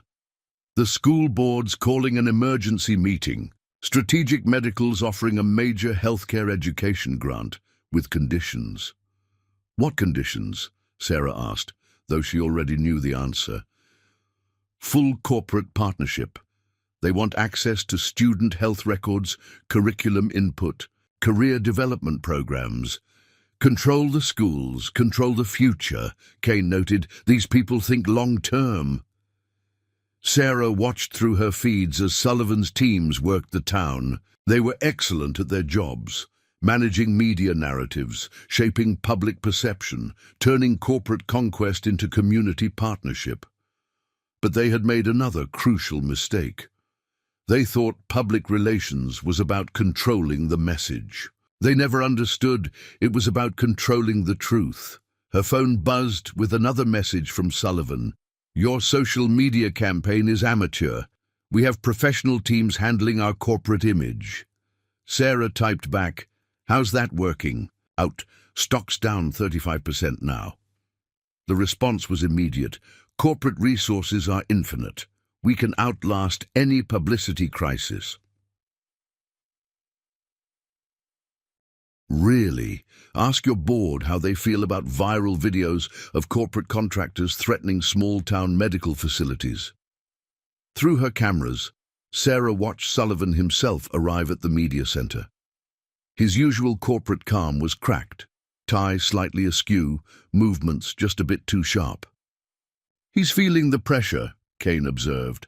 Corporate image is everything to men like him. They can handle legal problems, bureaucratic issues, even criminal investigations. But public relations disasters, those can end careers. Her network kept reporting as Sullivan took personal control of the media response. He was good, smooth, professional, projecting perfect corporate leadership. But every statement he made was immediately countered by evidence of Strategic Medical's real activities.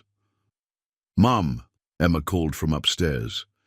Kids at other schools are sharing stories now about corporate partnerships and student health monitoring. Programs. Sarah smiled grimly. Sullivan had forgotten something crucial about modern media. Teenagers with smartphones were more powerful than corporate PR teams. The radio crackled with Jack's voice. Sarah, got word from my EMT contacts? Similar stories coming out of other towns where strategic medical operates. Everyone's talking now. That's what they never understood, Sarah told Kane. You can't buy real silence. Not anymore. Not when everyone has a voice. Her security feeds showed Sullivan's growing frustration as his perfect corporate narrative unraveled. Every press release spawned a dozen contradicting stories, every official statement met by unofficial truth. They're calling in bigger guns, Kane reported, checking her sources. Corporate crisis specialists flying in from New York, professional media management teams. Won't matter, Sarah said confidently, because they're fighting the wrong battle. They think this is about controlling information. It's really about exposing truth. Her phone buzzed one final time. Sullivan, you have no idea what you're dealing with. Corporate reputation management is a sophisticated game. Sarah's response was to press another button. Across social media, across news networks, across medical channels, more evidence appeared, not just of strategic medical small-town takeovers, but of their entire corporate conquest strategy. Because Sullivan had made the ultimate corporate mistake. He thought public relations was about managing bad news. He never understood it was about preventing bad actions. The war for Prairie's end had evolved beyond local conflict. Now it was a battle for corporate truth, fought not with press releases and media statements, but with authentic stories and real experiences. And Sarah McIntyre was about to show Sullivan why trying to control the narrative was useless when you couldn't control the truth. Because some stories couldn't be managed. Some voices couldn't be bought. And some mistakes couldn't be covered up, no matter how many corporate resources you threw at them. Prairie's End wasn't just fighting a corporation anymore. They were exposing a truth that no amount of professional PR could hide.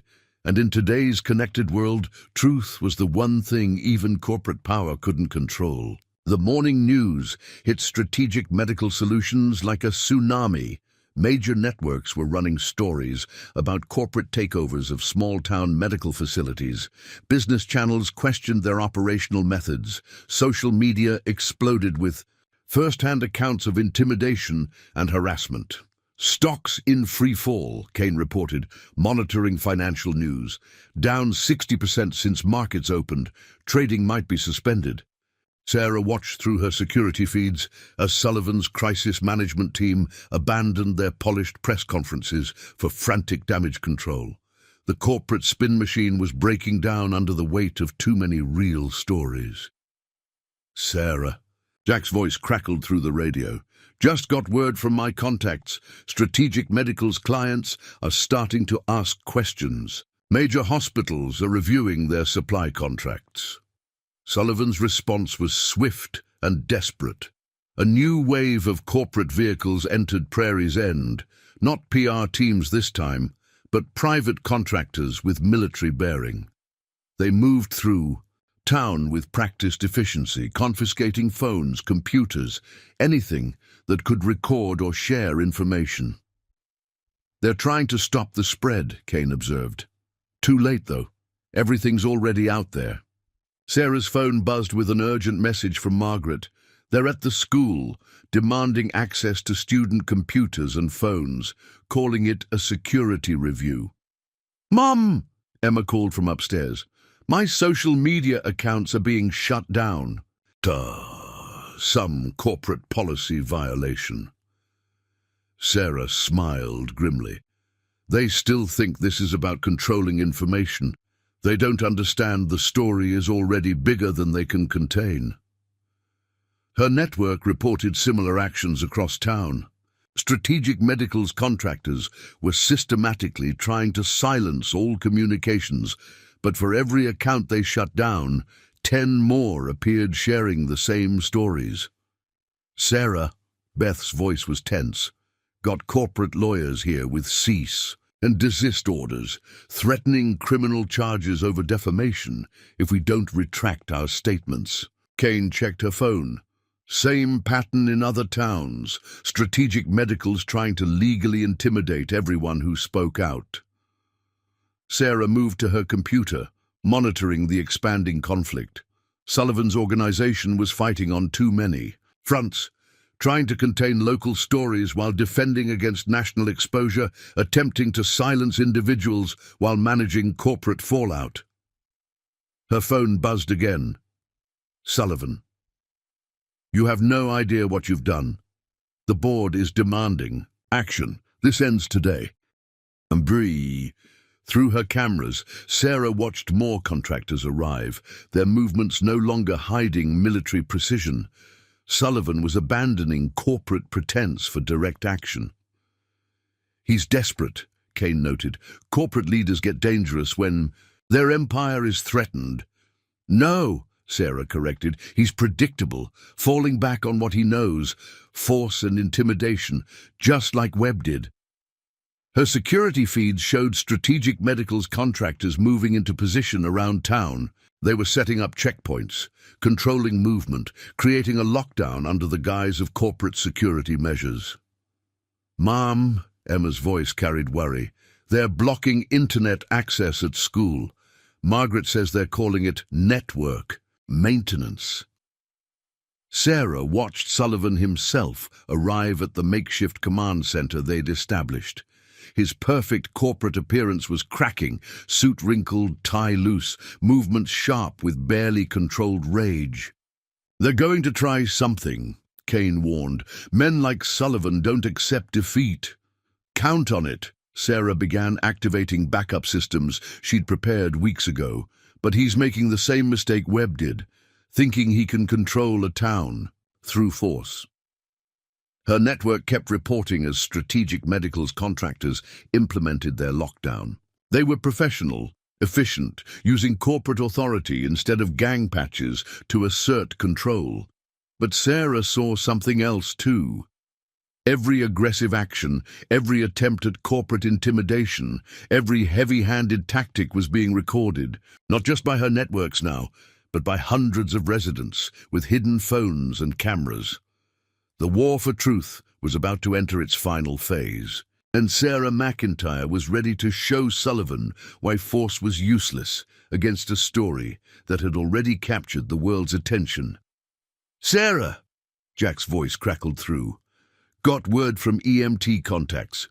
Major news crews trying to reach Prairies, and the Strategic Medical's blocking road access. They think they can contain this," Sarah said, watching Sullivan coordinate his forces. "They don't understand trying to silence a story just makes it spread faster." Her phone lit up with another message from Sullivan. "Final warning. Stop the information spread, or we demonstrate why corporate security contractors are more dangerous than drifters."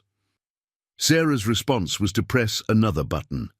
Across the country, more evidence began emerging, not just of Strategic Medicals, small-town takeovers now, but of their entire corporate operation. Financial records, internal memos, documented patterns of corruption. "Where did you get all this?" Kane asked, watching the information flood. "People talk to nurses," Sarah said simply, "especially corporate employees. Amazing what you hear while treating patients." Sullivan's reaction was visible even through the security feeds.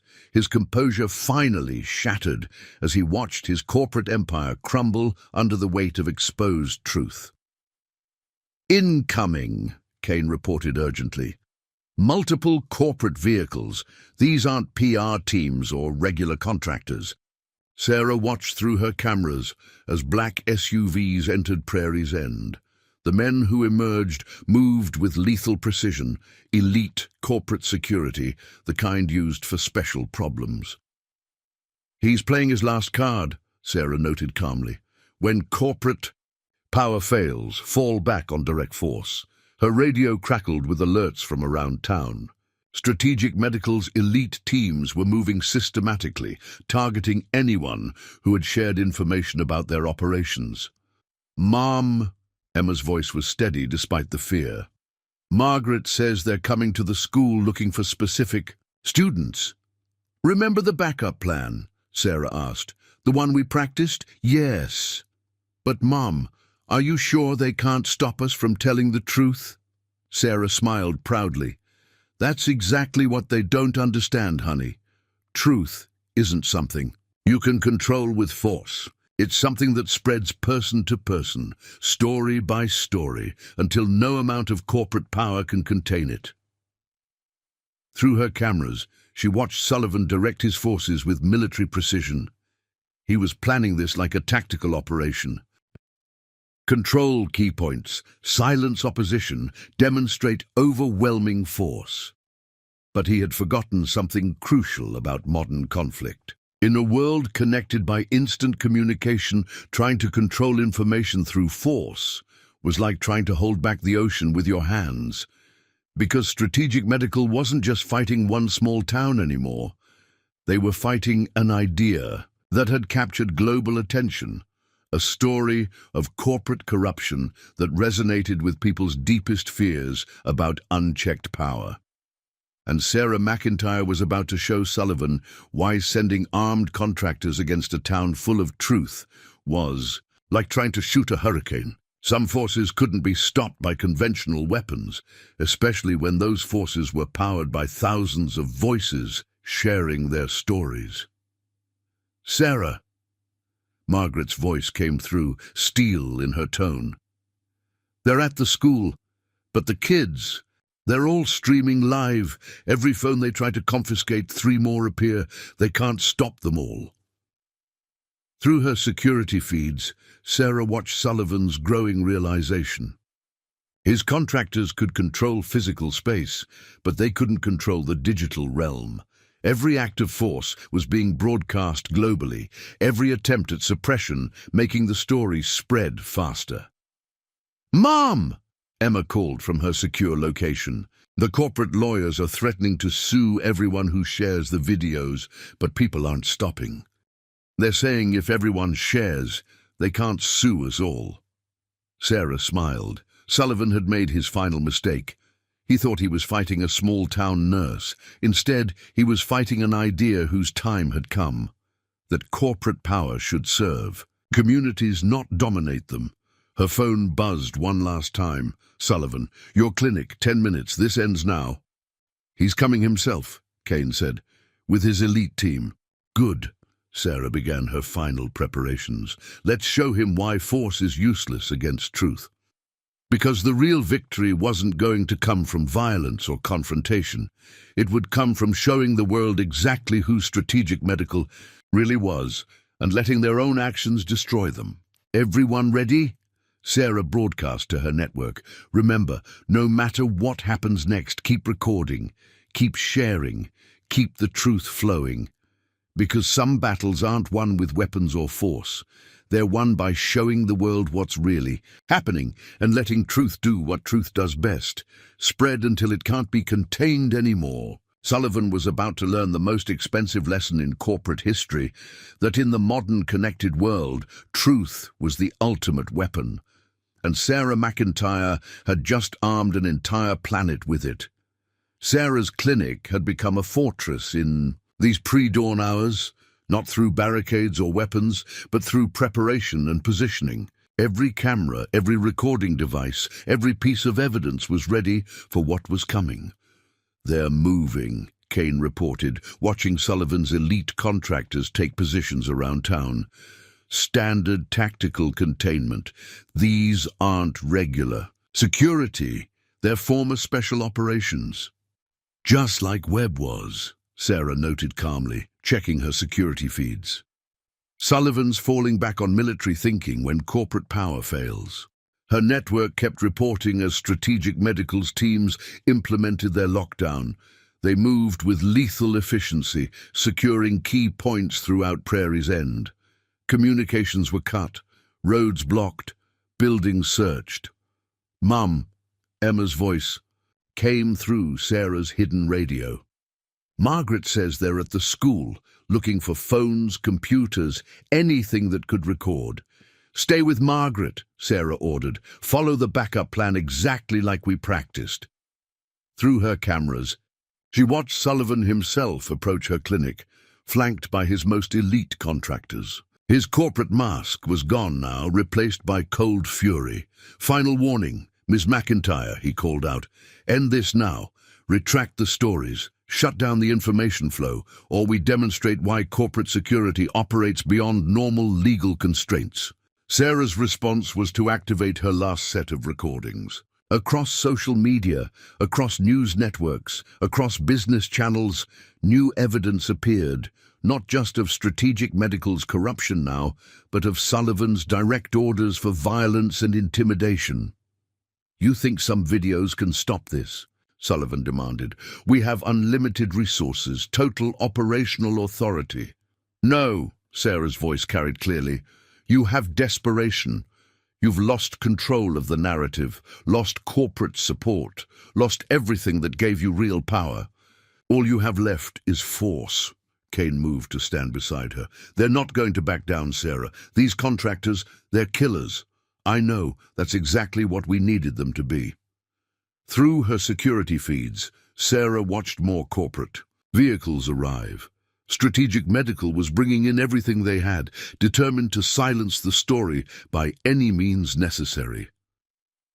"Mom," Emma's voice crackled through. "The contractors are going room by room, but everyone's phones are still recording." Just like you said."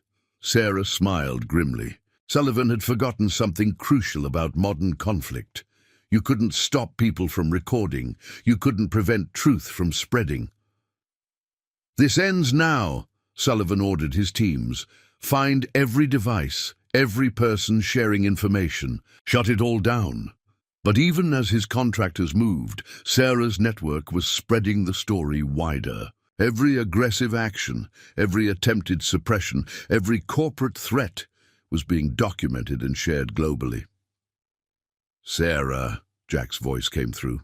"National media's picked up the story. Strategic Medical's board is calling an emergency session. Stock's been suspended from trading." Sullivan's phone buzzed. His face went pale as he read the message. "What have you done?" "Nothing," Sarah replied calmly. "Just showed the world exactly who you are. A corporate bully using force. When money and influence fail." Through her cameras, she watched his elite contractors search buildings, confiscate devices, demonstrate their power. But with every action, they proved her point. Every display of force validated the stories about corporate corruption. "You think this stops us?" Sullivan's voice carried deadly intent. "We've handled opposition before. Communities can have accidents, schools can burn, nurses can disappear." "There it is," Sarah said quietly to Kane. "The final mistake. Threatening. Violence while the world watches." Because Sullivan's threats weren't just being recorded by Sarah's systems now. Hundreds of hidden phones were streaming his words live. Global media was broadcasting his corporate mask, crumbling into naked aggression. "Mom." Emma's voice was steady. "Margaret says Strategic Medical's board members are resigning. They're major. Clients are cancelling contracts." Sullivan's phone buzzed again. His remaining composure shattered as he read the message. "Board's ordering immediate suspension of all operations. Corporate headquarters is being raided by federal agents." "Amazing how fast corporate support vanishes when violence goes public," Sarah noted. "When the whole world sees what you really are." "You planned this," Sullivan realized. "All of it. The social media campaign, the corporate exposure, the global attention. You wanted us to react with force, because force was all you really had," Sarah agreed. "Strip away the corporate facade, the legitimate business front, the professional image. You're just another bully trying to silence truth through violence." Kane's phone lit up with alerts. "Federal tactical teams incoming. State police too. Strategic Medical's corporate authority just got revoked." Sullivan looked around wildly, watching his perfect operation collapse.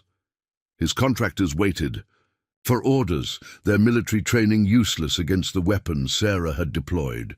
Documented truth, backed by global attention. "It's over," Sarah said quietly. "Your board's running scared. Your clients are fleeing. Your corporate empire is imploding. All because you never understood what really gives power in today's world." "And what's that?" Sullivan snarled. Truth, spread by ordinary people sharing their stories, the one thing corporate money can't buy and corporate force can't stop.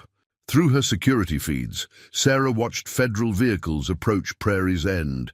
Sullivan's elite contractors were standing down, their tactical advantage meaningless now that the world was watching.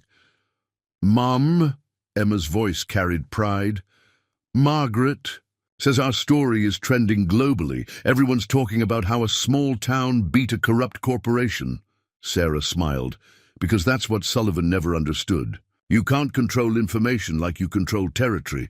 You can't silence truth with force. Not anymore.